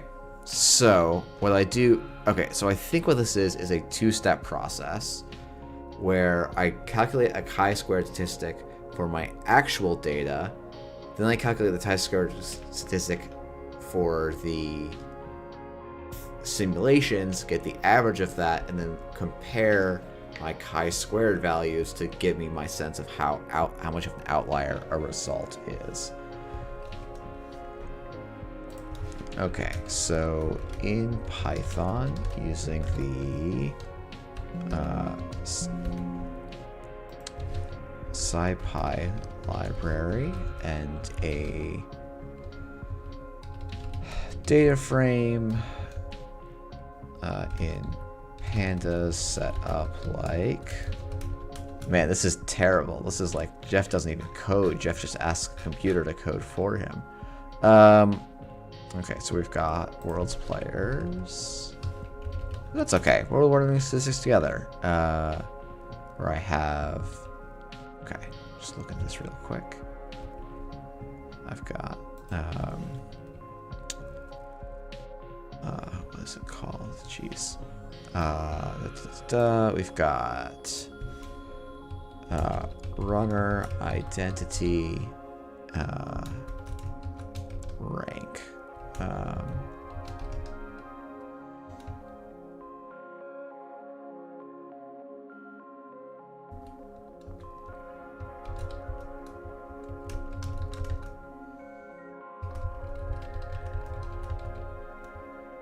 Actually, you know what? We're gonna try and do some honest code work because that is probably fine. And we can probably figure out more by doing it ourselves than going through ChatGPT. So we're going to go back to here. Okay. We're going to delete all this stuff because it's not useful just yet.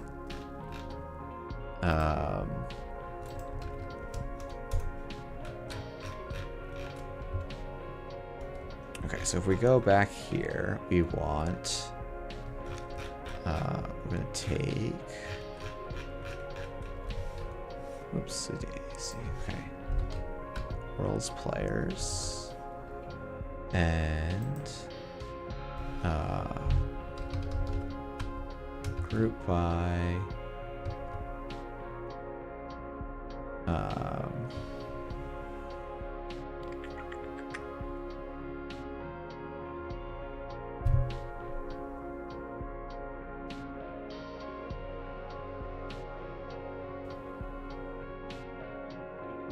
world's players, we want to go query rank create less than 17, group by corp identity, we want, no, we do want size, I think. And then we want to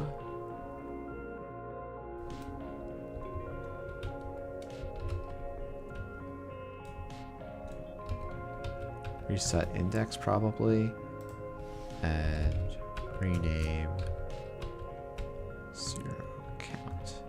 Okay, and this will be our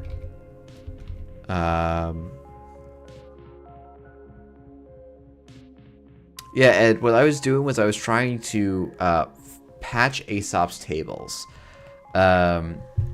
So yeah, you're gonna get me on a tangent here, and actually I might end this. We'll get a little bit further with this, but probably not too much further today, honestly.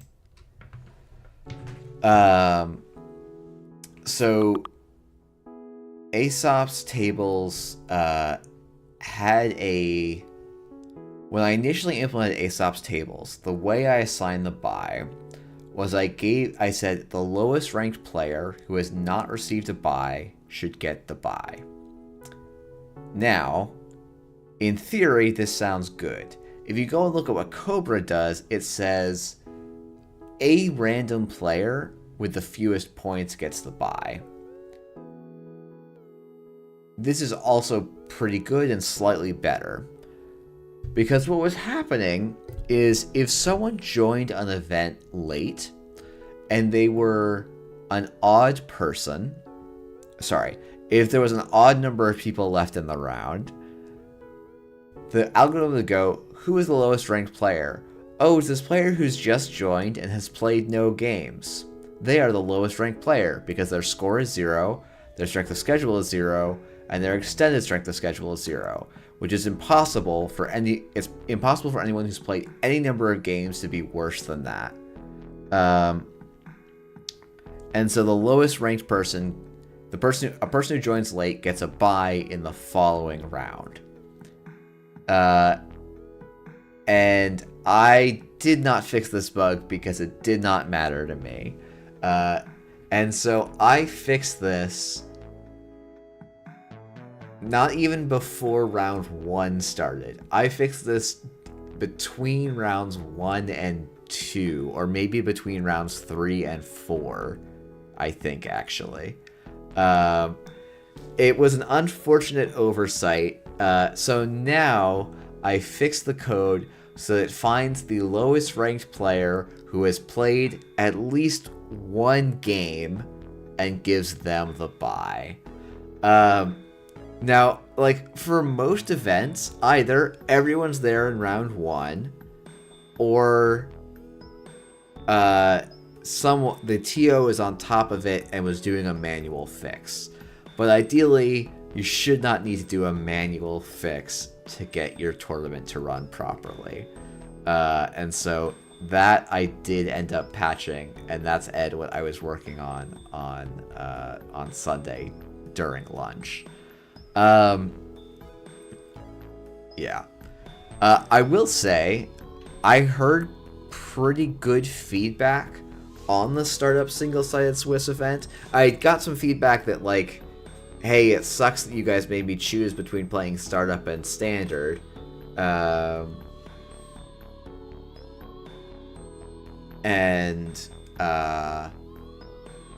I take on the chin and take the L, but it seems like the people that were actually, once people started playing in the event, they were having a really good time, and I was shocked at how few games were going to time. Like, it was, if you look, like, round 10, I can't speak for round 10, but let's say round 5 I was there. There was 32 tables, and there was maybe 3 to 4 tables still playing when time was called, and a bunch of them finished on time. What's your overall takeaway from the drop-in, drop-out system? People didn't really want to do it. They either wanted to play the whole event, or they wanted to play side events. And a lot of people were a little bit annoyed that they like, if you look, Tradon played 9 out of 10 rounds. Test Running played 10 out of 10 rounds. Idaho played 10 out of 10. Wikinometry played 10 out of 10. Like, you sort of to win the event, you could afford 2 losses. You had to get 24 points. And that's 24 out of a possible 30 points, which is very, very tough. And people were not happy about that. So that I don't feel about. And I see the snarky, people were converted to a side event for single-side Swiss for a side event, but no, genuinely, to me, I think the event went super well. I was really, basically, and this is, I need to give a shout out to, and I feel terrible because basically, I started running the event, and two volunteers showed up and was like, oh yeah, we can help. And I don't, yeah, simply join round 3, go 8-0, easy. It was Stefan. I know it was Stefan. I'm trying to remember what the woman's name was.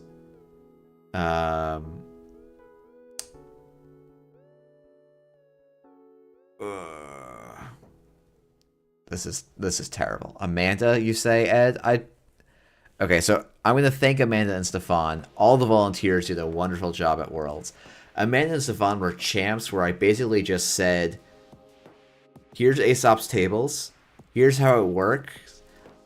I'm going to do the time announcements for the first 3 rounds. And then I'm going to completely forget that Startup exists and help with the standard cut. And they ran, as far as like the whole event, effectively in the afternoon. So we're, you know, a huge thank you to them. And I am just so bad with names. I feel terrible for both of them. But from what I understand, the other thing I did, so I know Cascadia and US East Coast Nats ran with self-reporting off. So you had to take a match slip and bring it up to the main event. For this, I left self-reporting on, and while there was a couple of people reporting that they clicked the wrong button, I did not hear any issues with people saying, oh, I need to fix something because my things were wrong in a previous round, which was, you know, maybe that happened and no one called me, though I sort of suspect they would have. And it made the job of the front desk people way, way easier. And they were having rounds paired within 3 to 4 minutes of the last game going out. So I'd be like, okay, it looks like people are finishing up. Let me go up to the front desk and check where they are. And they're like, yep, last 2 results are in. We're ready to pair right now. And I was like, holy crap. So I think Aesop's tables, I'm going to give myself a small pat on the back, ran really well for a 60-person event. No, sorry, an 80-ish person event. Well, okay, a bunch of these people did play. A couple of these people were duplicate entries, but we had, 70-ish players playing a good number of games. Yeah. And yeah, so like, to me, Single-Sided Swiss was actually a huge success for the startup side event. It went really smoothly from my perspective.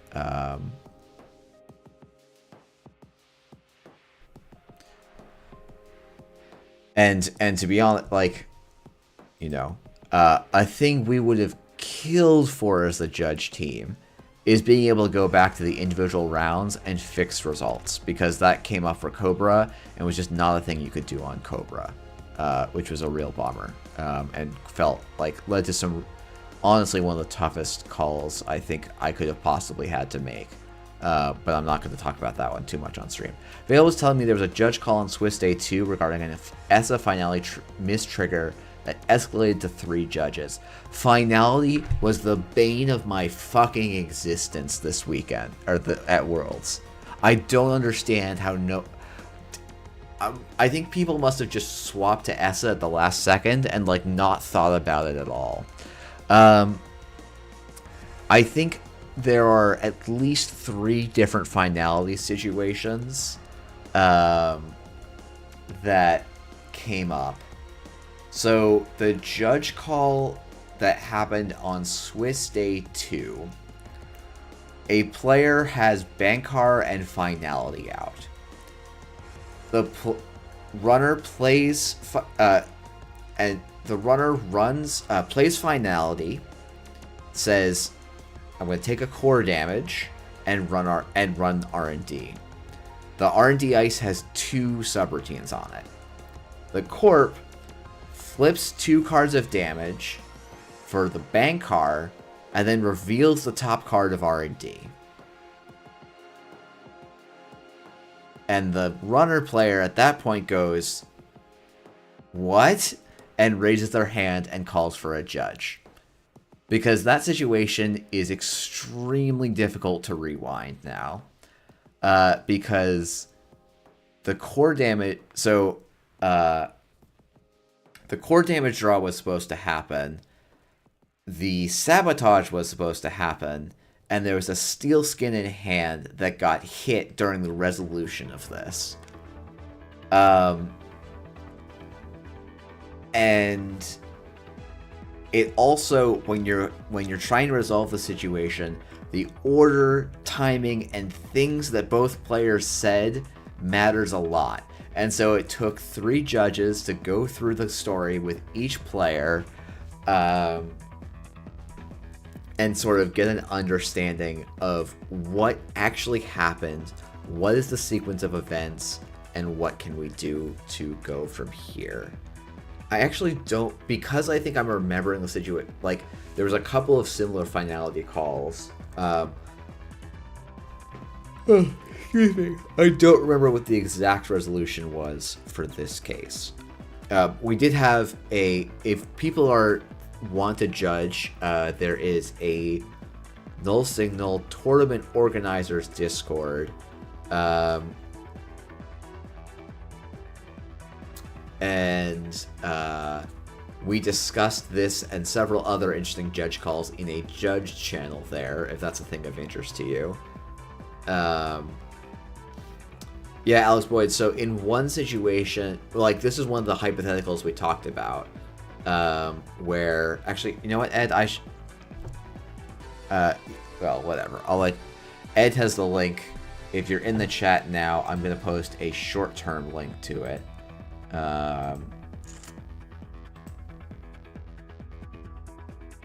Expires after... This will expire tomorrow, so that it doesn't go too long.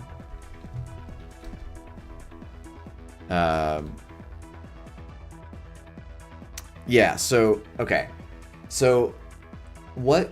Okay, so let's say the situation is, just for the sake of clarity, runner plays finality, splays their cards out for a core damage, and the corp flips 2 cards. We decided that has to be a game loss. Though, as I say that, I don't think that... Oh yes, that does have to be a game loss.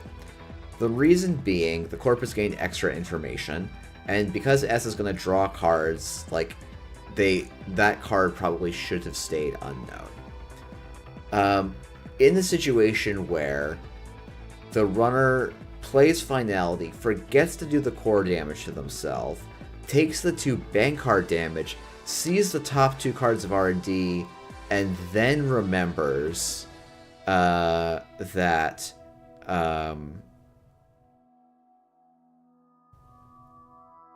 yeah, Jai, I think that was in stream.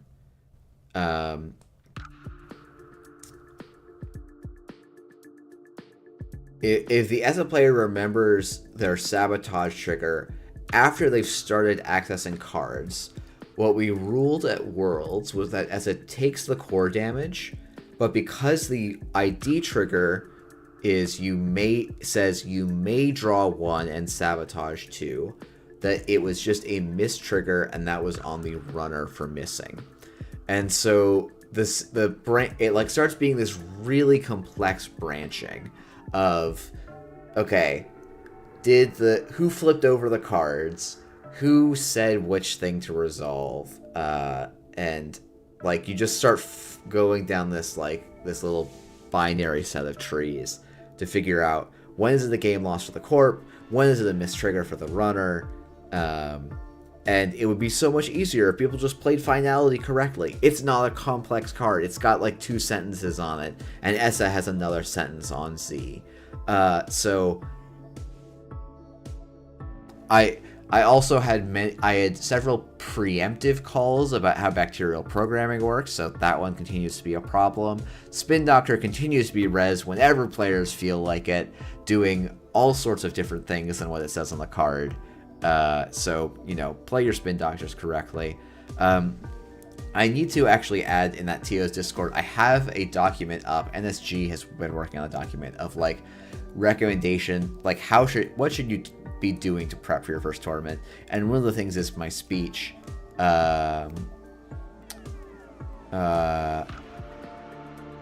in that speech, I also had, we gave out way more game losses than I was expecting for improperly sleeved or prepared decks. We had a bunch of people with accidentally marked decks or sleeves that were very much not opaque. And you sort of end up giving a game loss, not because you really expect people are cheating, but because they could be cheating, and you also have to give them time to re-sleeve their deck, and so it's just the only fair way to have time for that. And it was not, there was a lot of issues with sleeving. So one of the things I'm going to add to next year's World speech is a reminder to players before every round, count out your cards. Make sure you have 45, 49, and that the backs are indistinguishable. Because if you come to us with a problem, you're probably getting amnesty. If we catch you, you're gonna get hammered. So this probably is only gonna happen at the highest level of competitive events, but just as a recommendation, know if your sleeves are opaque and count your decks out. Do a pile shuffle and then do, a standard shuffle. But yeah.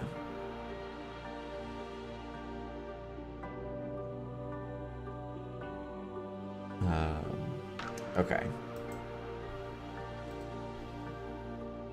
So this is going to be our cut counts. And then we get our Swiss counts equals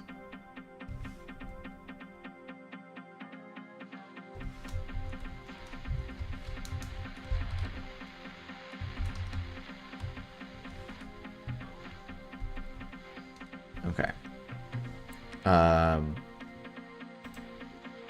Yeah, I also, yeah.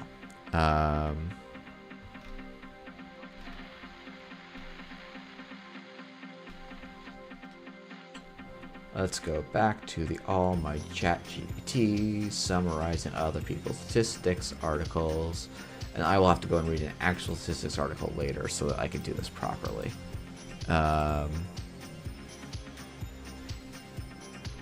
Though it does kind of follow my intuition, which is we actually have an expected value, which would be an even distribution.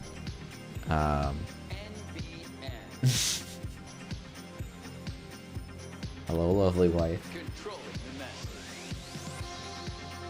Okay.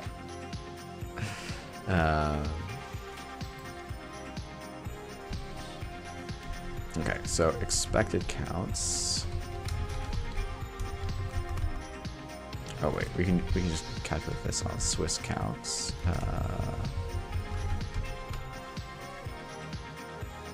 No, what am I doing? Swiss counts, expected counts equals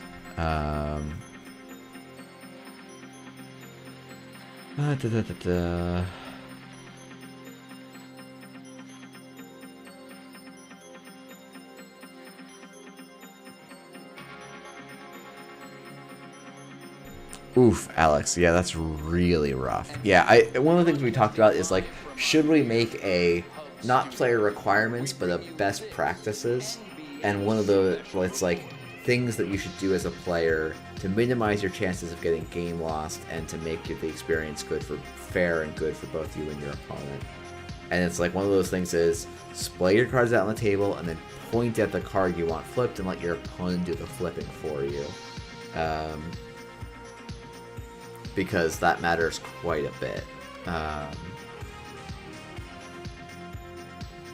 Hey, Impermanent. So this is a Jupyter notebook inside VS Code.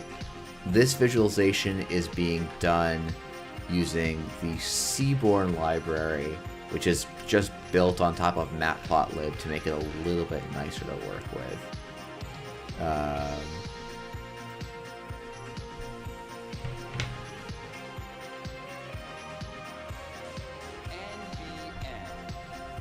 Oh, my favorite weird judge call of the weekend is court player offers their deck to the runner to cut. The runner declines to cut and puts the deck back on the corp side of the table. The corp puts their deck back in place and realizes that that they've accidentally picked up a piece of ice, and that they think because their deck has not been cut that that ice is still on the bottom of their deck. And so they call a judge and say, can you look at the bottom of my deck and see if this ice is on the bottom? And so I then get called to head judge to make sure that that's an appropriate thing. Oh yeah, Jai, that is a huge pet peeve of mine, and is something that, like, you should call a judge about, because that is actually public information. And yeah, I determined that it was appropriate. Like, because if the deck had been cut, like, you're probably fucked. But because the deck wasn't cut, yeah, it's just a mistake and it can get fixed. And we got it there.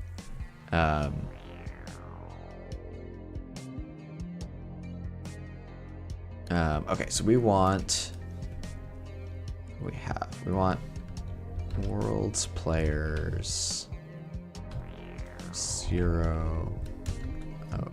We want Swiss counts count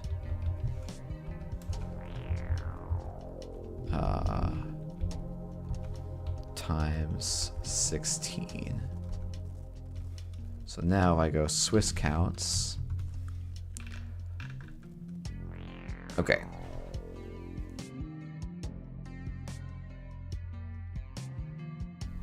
Yeah, I think one of the judges came to me and was like, I want to tell Rotom Appliance that he's playing with his cards just like this. Like, if this is his tech, like his cards just kind of like this. And so his opponent can almost certainly see his hand. I'm not sure if that's actually true from where his opponent is sitting, but it is. Maybe we can publicly shame Patrick into playing with his hand so that it's not public information.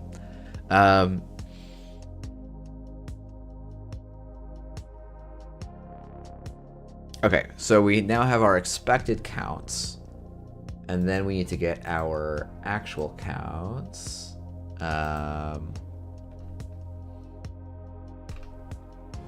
Oh, and then we can, you know what, we can probably get cut counts. Okay, so now what we'll do is we'll do a PD merge, Swiss counts, cut counts, and we'll just call this Swiss counts because, you know, who needs consistent naming? Oops. Okay. And we should rename this.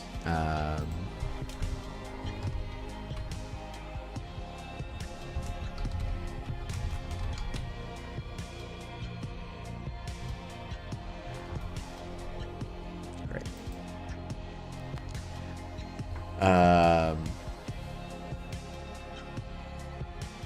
Cool. So now we could compute a difference between these two, and we can get some values there, but I think it wants me to do something different. It's the sum of observed counts minus expected counts squared divided by the expected counts where...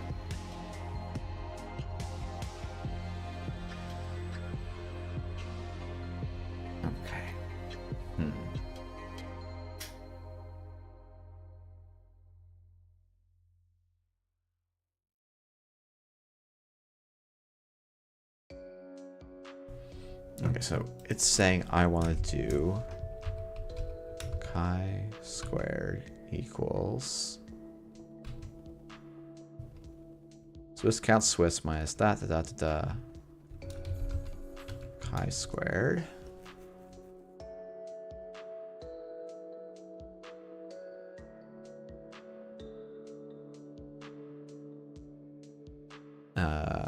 Okay. And then we have Rays of Freedom. It's that. And then chi-square distribution table. What the heck is a chi-square distribution table?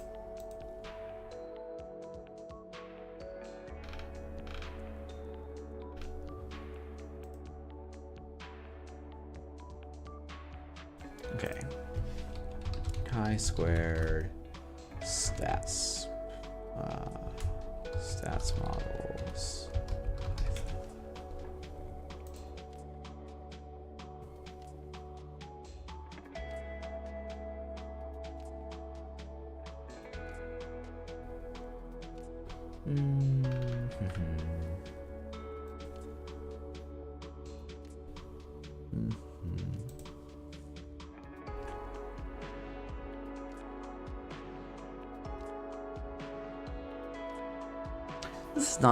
This is not getting at the question I actually want to answer, I think. Okay, we're gonna just look at this for a second, right?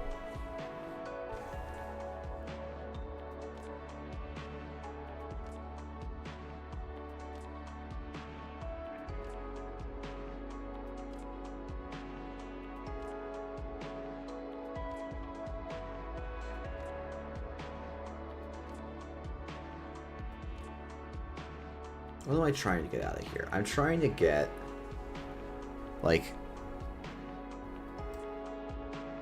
how big of a deal is this difference? How big of a deal is this difference?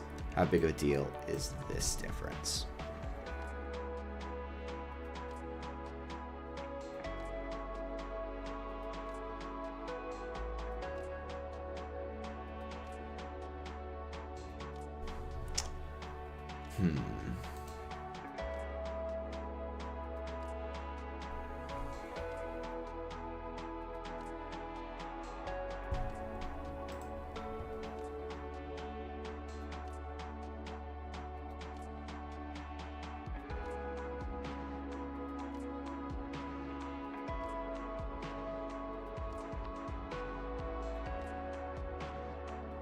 Because getting a single metric for the whole distribution doesn't make sense to me. But I only basically have the single. When I look at the data this way, I only have the single observation. So what I think I do want is to randomly sample from the Swiss with replacement, get all my expected counts,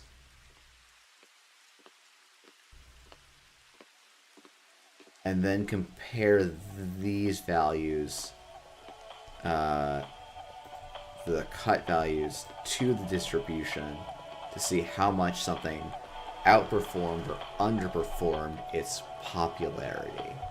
Now, I could do that, or I could just make the pretty basic assumption here that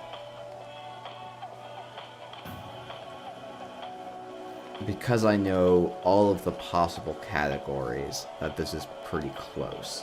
And so what I'm really just trying to, that's just a long roundabout way of getting the differences between my cut and my expected value.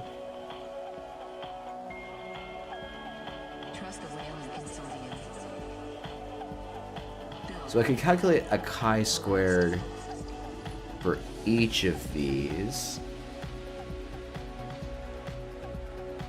Okay, so let's get a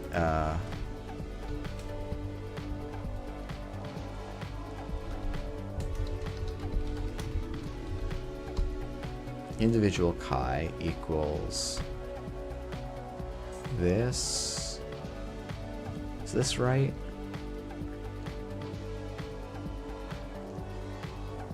Yeah, 4 minus 1.1. Okay.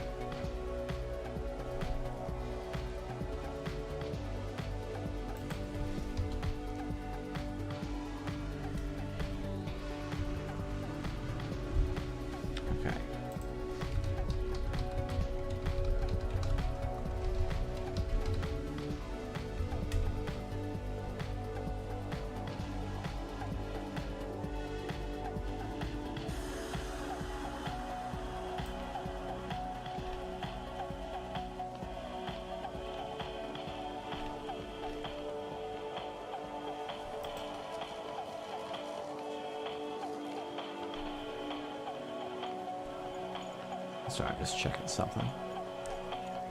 Doing some basic. The Wayland Consortium. Builder of nations.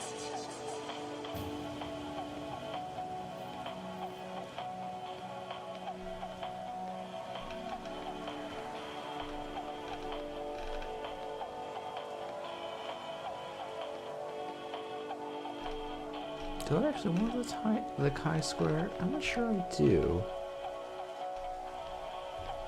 Anyway. Well, we can just go and get this, right? So if we get Swiss counts. And then what we probably... I think what we probably want is divide by...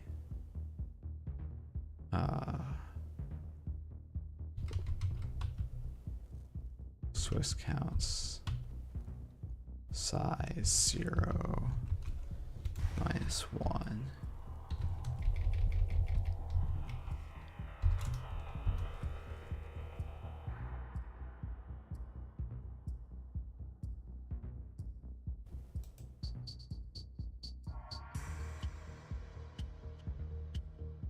Okay, well, we'll just skip that for now. Okay, and then we want to...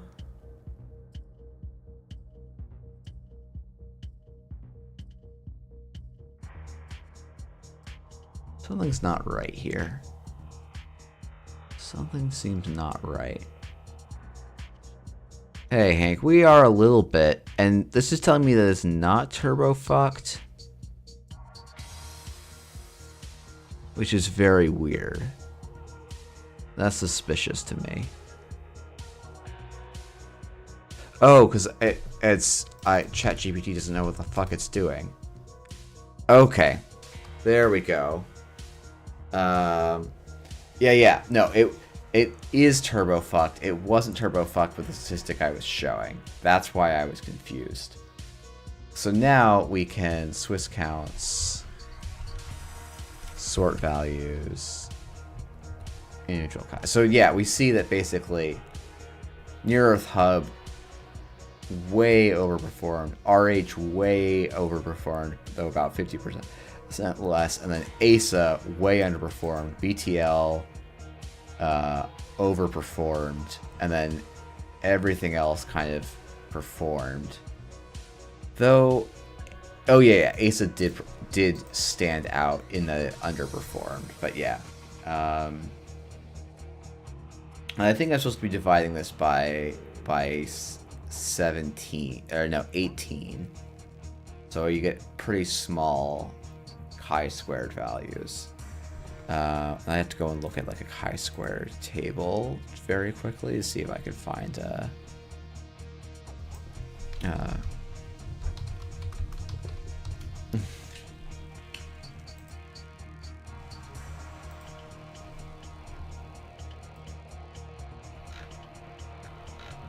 Okay, so at 18 to have a significance level... Oh no, I don't need to do a division, but it's actually saying that this data is not significantly different. I think.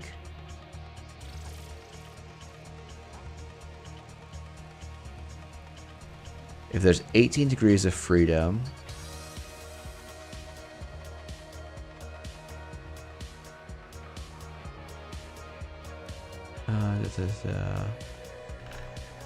Yeah, there's no way this isn't statistically significant. I must be reading this table backwards. Or something.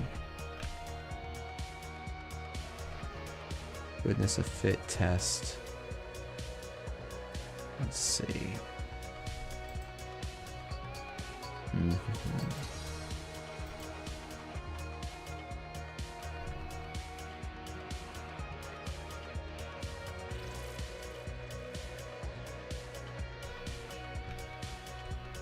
Hey, so yeah, Slamir. So I'm going to be wrapping up, so I'll maybe do a breakdown of what we're doing. So, I grabbed all the world's data from Cobra, and then looked at win rates overall. You know, it's actually pretty much the standard of 57 for Corpse in the Swiss, 60% for runners in the cut, though we have 2 game losses in the runners' favor in the cut, which messes up with these statistics quite a bit.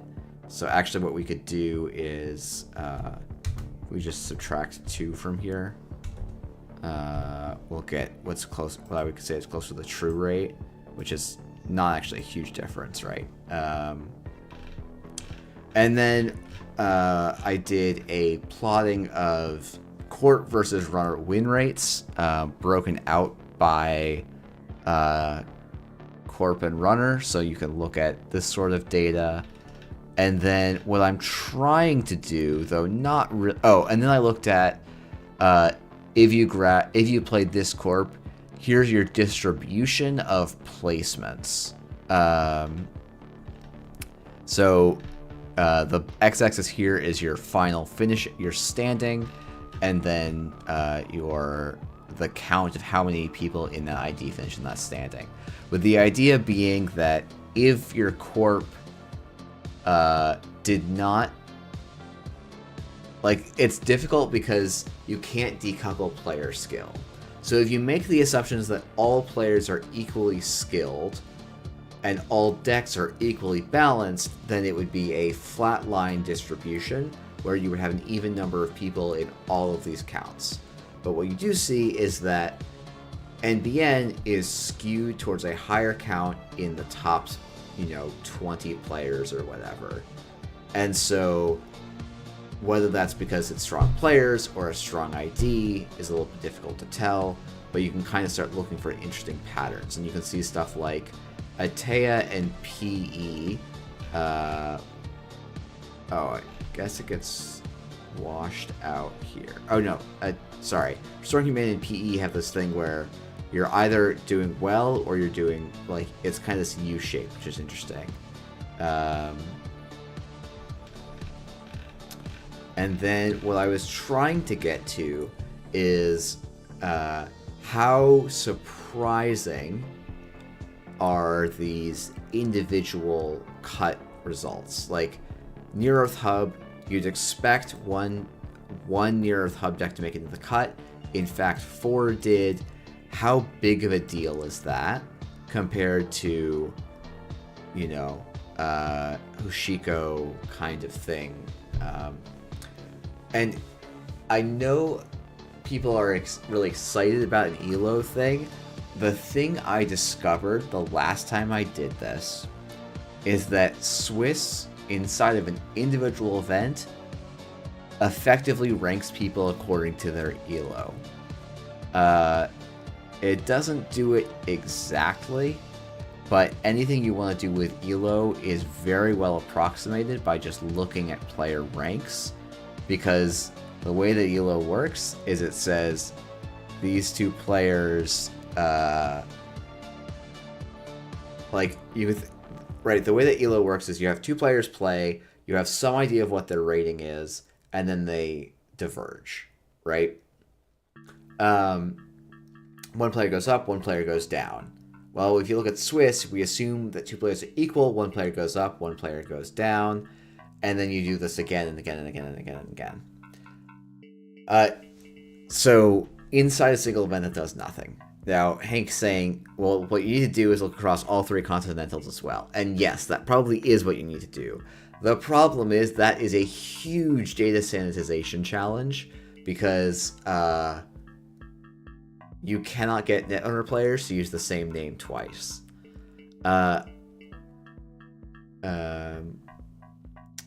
And now that said,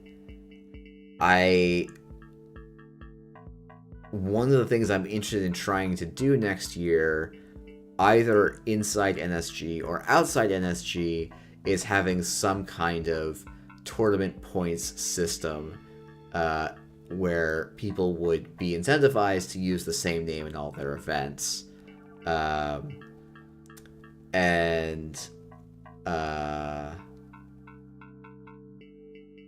That might be a way that we could get the data pre-sanitized for us.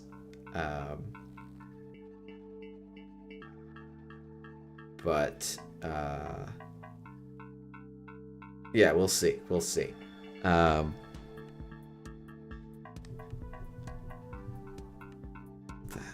I like spill some food on my microphone? Jeez, that's gross. Okay.